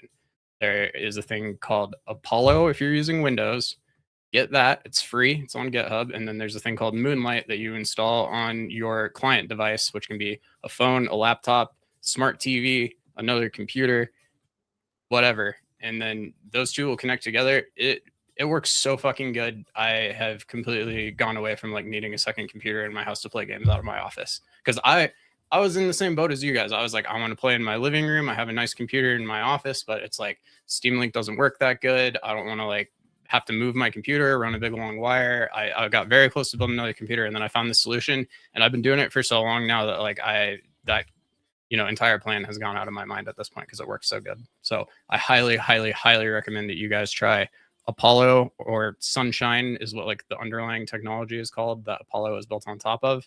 And then a client thing called Moonlight that you can get on literally any smart device pretty much across the board. Very easy to set up. Apollo gives you the ability to stream like your entire virtual desktop at the resolution of the client that you're on, which is really nice, because otherwise you're streaming like your 4K monitor to your 1080p laptop and it kind of looks bad. But you guys can hit me up on Discord if you ever want help setting this up. It's not that hard. It works super, super good. I use it every single day. Highly, highly recommend it. For what it's worth, guys, Tony does a lot of research into this shit, and I don't even question it. If Tony's like, do this, I just do it, and it fucking works. I follow his steps, and it's great. He's like never steered me wrong on any of that shit. So I played like all of Death Stranding over that system and a lot of games at this point, but like that was the original stress test that made me go like, yeah, this is totally usable. I want to throw this out there. Illuminous was saying, let me know when you want to play Space Marine. I will play Space Marine with you whenever you want to play, man. You just you let me know, because I know that your gaming schedule is a lot tighter than mine. But yeah, we'll play some Space Marine when you're feeling it. And then pencil me in for finishing Dark Souls 3, driving cars, all those other things that we started to. Yeah, we need to go do some laps. Yeah, Adder, if you want to do any High Plains Raceway, hit us up. We'll do some of that. Steam Link is garbage. Yeah, you guys were. Bottom line, I'm throwing money at the Steam machine as a philosophical thing. I want Windows to burn. Windows is objectively the worst operating system on the market right now. It should die. Games should no longer support only Windows. I'm paying Valve to tell them that I want that future. Yeah, and again, I'm not trying to disagree with you at all, and I think a lot of your reasoning is really good. And like, I will say that I'm very much on board with all the pro Linux stuff. And you've probably heard us say on stream 1,000 times that like, if we could do all of the stuff that I do just on Linux without needing to run Windows, like I probably wouldn't run Windows these days. But the Unreal Engine experience is not very good on it, and just the fact that like a lot of the people who we will sell our game to are still on Windows kind of means that we have some good reasons for it, I guess. But someday when Linux is good enough, I'm going to be right there with you, I assure you. Really mad at Windows and Microsoft. What's got you mad about them, Queen Anne? Adam was saying he wired everything and then it worked, which is, yeah, that's what I've noticed. I mean, wireless is nowadays, most people have like 10-ish wireless devices in their home network. And, unless you set your shit up right, you're going to have problems trying to like high fidelity stream shit over your wireless stuff. Wired is definitely 10 might be low. Some people, every light bulb in their house is connected to Wi-Fi, and every light switch and their doorbell and all their cameras and their TVs and their phones and their watches and you fucking name it, dude. The microwave, the printers, the fridge, the TV remote, probably like everything. Burnout, if you have 80 devices, that's your problem. That's seriously your problem. Wireless isn't necessarily meant to handle that unless you build out like a robust wireless network. And I'm guessing your dad just doesn't want to fucking do that. So he's probably just more like, stop using it the way you're using it. I broke a lot of my smart home stuff up across like a couple of different protocols to try to help with that. But, yep. Yeah. I mean, I ran into limitations with our, 2.4 gigahertz devices and then moved certain shit strictly to 5G, which doesn't cover as much of my house, but things that are within range function way better off the 5G. Lander says, Steam Machine is basically just guaranteeing hardware compatibility, right? I'm about to install Bazzite on my normal gaming PC and dual boot Windows as well, but I want more consumer devices to support Linux, and I really want the Steam Machine to survive long term. Steam Machine is basically just guaranteeing hardware compatibility, right? I think it just kind of is like what the Steam Deck does, but on a, different computer with different specs. But yeah. I don't even know about guaranteeing hardware compatibility because they don't guarantee hardware compatibility with the Steam Deck either, unless it's like, the verified games. I think they're going to have Steam Machine verified games, but yeah. Hey, Queen Anne, I'm curious. I want to know what you mean. Like, go ahead and be a little more specific. And if we're like, we don't want to get too deep into that, then we can. But I don't know what you're talking about. Microsoft providing technology in a negative way or anything like that. I'm ignorant of it. So. Oh yeah, vendor, that makes sense. They're gonna have vendor support on the hardware itself. That's good for sure. That there's very little Linux gaming hardware in the world that can say that. So that is a very cool thing. Yeah, I like this conversation about the Steam Machine. This is very interesting. I don't know that I would buy a Steam Machine. I mean, I've owned every Xbox except for the Series ones, and I don't know. I just have no need to get one. Like, I had a friend who was like a PlayStation gamer who's never owned a gaming PC before, and they told me they wanted to get into PC gaming. As I'm saying this sentence out loud, I'm trying to decide if I would actually recommend they buy a Steam Machine right now. So let's pretend the Steam Machine costs $750, which I think was the original retail price, and otherwise you're probably buying like a comparable gaming PC for like $1,200 to $1,500. Like in that case, I would probably recommend that somebody buy a Steam Machine. They're probably not going to care enough about the things that it will be deficient in that it will matter, and it's cheap and it's easy. They take it out of the box and it works, and they don't have to be a computer nerd to understand it. I think I would probably recommend that person buy the Steam Machine. But so current numbers on Steam Machine models: 512 gig, no controllers, 1,050 USD. 512 with controller, 1128. 2 terabyte no controller, 1349. 2 terabyte with controller, 1420. I want to say their original retail target for like the super base model one might have been $500. It was supposed to cost the same as a Switch or a PS5, and yeah, they just couldn't get it there because of the supply chain. Actually, this is kind of if that's the case, like if it's $500 like all fucking day, that's an amazing value. Cheaper than a console, right? Yeah, now it's double that, and the proposition's a lot harder in my mind. So oh, I see what you mean, Queen Anne. Yeah, let's not talk about that. I got you. I see what you mean. Yeah, let's avoid that topic. LFQ made a good point that I hadn't considered. For people who are not necessarily like PC savvy, it's a net positive for the gaming community. You buy the box and now you've replaced your consoles with a Steam Machine. I think that's actually a good idea, because like, why would you buy an Xbox nowadays? Why would you buy a fucking I don't think it's PS5? One-to-one though, because like if you get a Steam Machine, right, and you know nothing about computers, but you manage to buy this thing and you get it out of the box and you plug it into your TV, and then like I don't know. I just feel like there's like a little bit of like a level of like expertise that will still be required with it that like you wouldn't get from like a PlayStation. Because like Sony is guaranteeing that like if you try to play a PlayStation game on your PlayStation, you download it from their store or something, that shit's gonna run. It's gonna work right. It's gonna be easy to figure out and install and all of that. And I think like there could be parts of like the Steam Machine experience that for like a uninformed person, they could probably still get themselves into some trouble, because like there's a Linux computer under there. But yeah, I don't know. I'm sure it's like very smoothed out. I haven't used one personally, but I've definitely tried Bazzite and I've tried like a Steam Deck before and stuff. And it's basically just big picture. I guess Lander is going to be our like first gen adopter guinea pig person. You let us know how it goes, dude. I wanna hear like positives and negatives when you get one.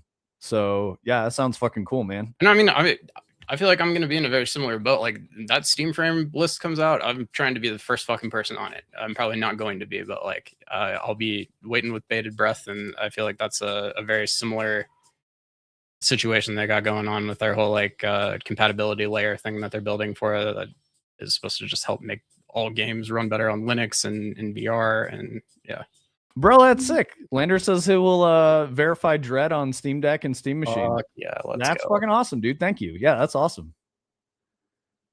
Queen Anne and Burnout are bonding over politics stuff. Yeah, that's all good shit. Thank you, Lander. We'll let you know. Okay, so I talked about Sonic Adventure stuff or music. Let's see if there's anything interesting from today. We're also over time, so let's wrap we can do like one more thing and then we'll wrap her up here. Unless do you have some stuff you got to get into, Tony, or are we good to run over? No, I'm just work on Dread. So. Yeah, totally. Okay, so since we're having slightly political chat, let's do this. Electronic Arts completes its acquisition deal, is now officially owned by Saudi Arabia's PIF. Thoughts, opinions, chat? I've seen some people saying, like, if you take away some of your opinions about who it is and you just pretend it's like another big giant corporation, it's like they could do a good job, or they could like fuck it up and turn out a bunch of slop, and it's probably going to be the latter, but we'll have to wait and see. So. Oh my god, Burnout, stop. Yeah, so this deal is valuing the company at around 55 billion. Company has announced the deal has been completed, meaning it goes private again in 36 years. Again after 36 years. Now fully owned by an investor consortium comprised of PIF, Silver Lake, and Affinity Partners. PIF is the sovereign wealth fund of Saudi Arabia, is reportedly central to MBS's goal of making Saudi economy less reliant on proceeds from oil. Fund already owns billions of stock in other video game companies such as Take-Two and SNK. 3 months after the initial announcement was made, filing confirmed that PIF would own 93.4% of EA once the deal is completed. Silver Lake Partners, an investment fund run by the U.S. global private equity firm based in Silicon Valley, would own 5.5% of the shares. I think that's tied to Jared Kushner. I was gonna say, yeah, that's Jared Kushner. Yep. And Affinity Partner. Embracer? What's that? Is this different than Embracer? Or yes. Is this the same? It's not Embracer. Embracer was Saudi money too, though, right? This is something that we may not be able to discuss publicly, but I don't know. Okay. I have information, but I don't know if I can talk about it. Okay. Affinity Partners is an American investment firm formed by Jared Kushner. Okay, so that's not Silver Lake. That's Affinity Partners. So I was wrong on that. Mainly focuses on investing in U.S. and Israeli companies, with most of its funding coming from the Saudi Arabian government, would own the remaining 1.1%. EA CEO said, "This moment recognizes the extraordinary people whose creativity, ambition, and passion have made EA one of the world's leading interactive entertainment companies." I mean, there's pros and cons here, guys. Like, when it's not a publicly traded company, they're not going to, hopefully, not make the same kinds of decisions that have been plaguing AAA in recent years. They're going to make all new and interesting mistakes because they're going to be held to PIF's desires because they're privately owned. They will have to do what PIF wants. They just do. They have the majority stake. So PIF is going to be dictating what they make. Going private feels pretty shifty in this case. I think, yeah, because of who bought them, I think is the problem, Queen Anne. Saudi-owned team finally won Counter-Strike Major after spending hundreds of millions paying the best players. Burnout asks, can they disappear my enemies in ranked? Jeez, bro. Adder says Saudis have been trying to buy up US games market for a long time. They were going to merge with Embracer, but that was a huge deal that fell through right before they finalized. The current administration and family have been trying to make deals happen since a shift in the administration. EA took the bait.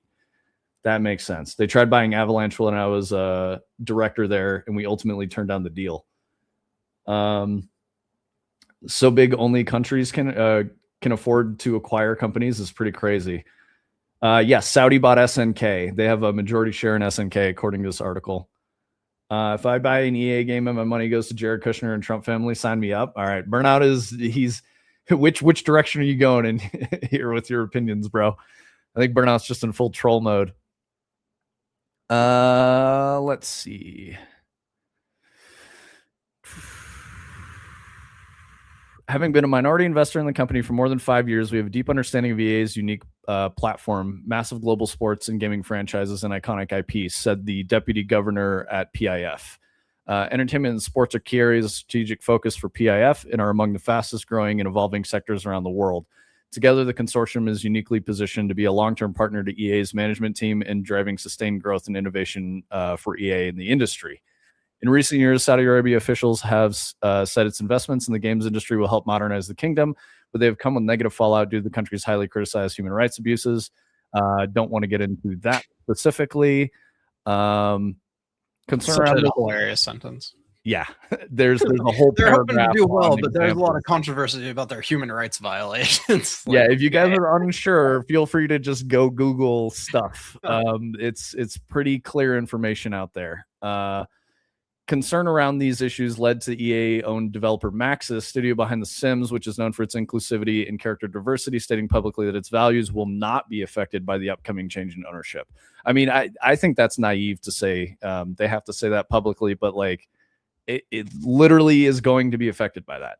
I'm sorry. It's just that like, you have to assume that it will be. So I don't know. That's kind of a crazy take. What the fuck? Human rights abuses in Saudi Arabia? Yeah. Damn, Tony. That was some controversy with the potential partnership with SNK and Games Done Quick. Yeah, exactly.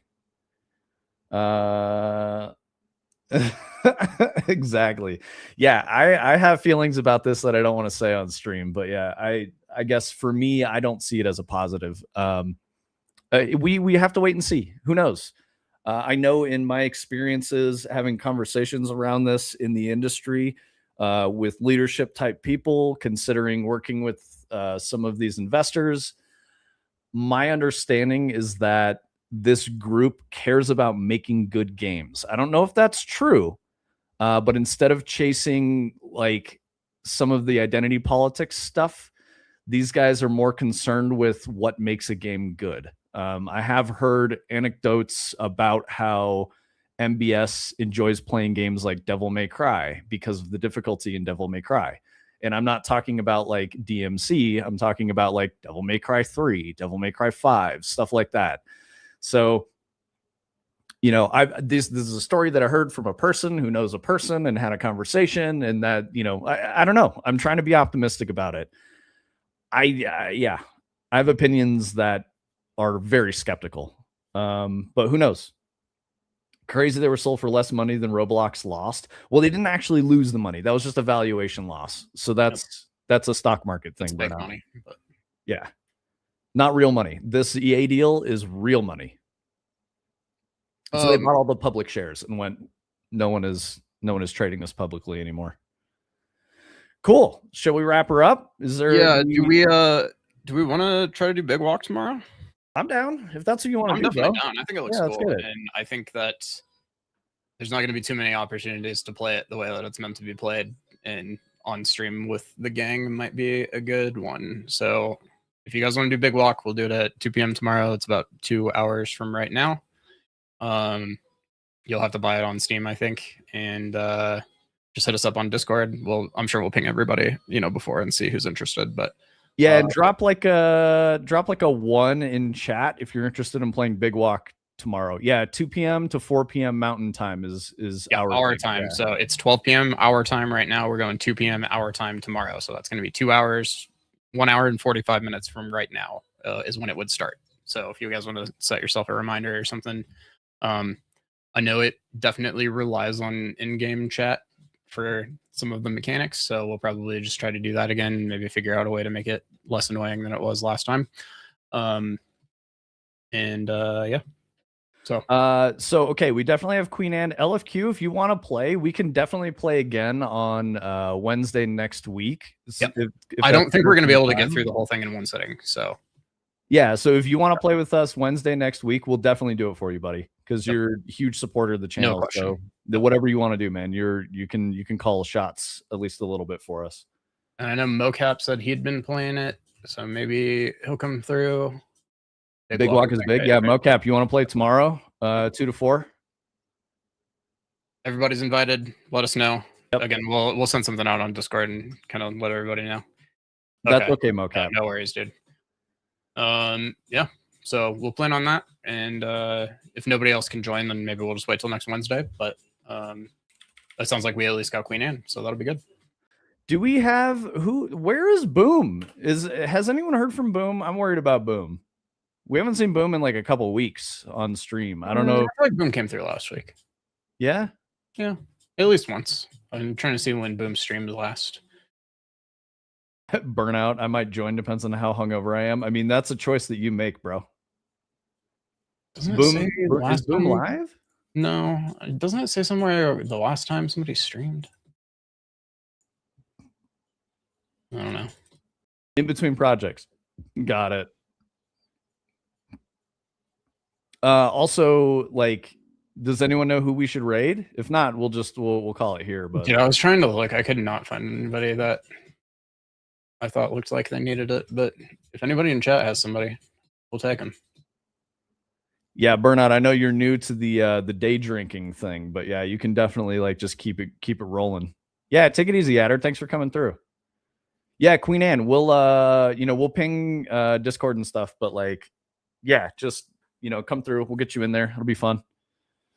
I'm gonna pick a rando from Game Dev then. Let's just do that. Do you want to handle it? And I can run to the restroom real quick.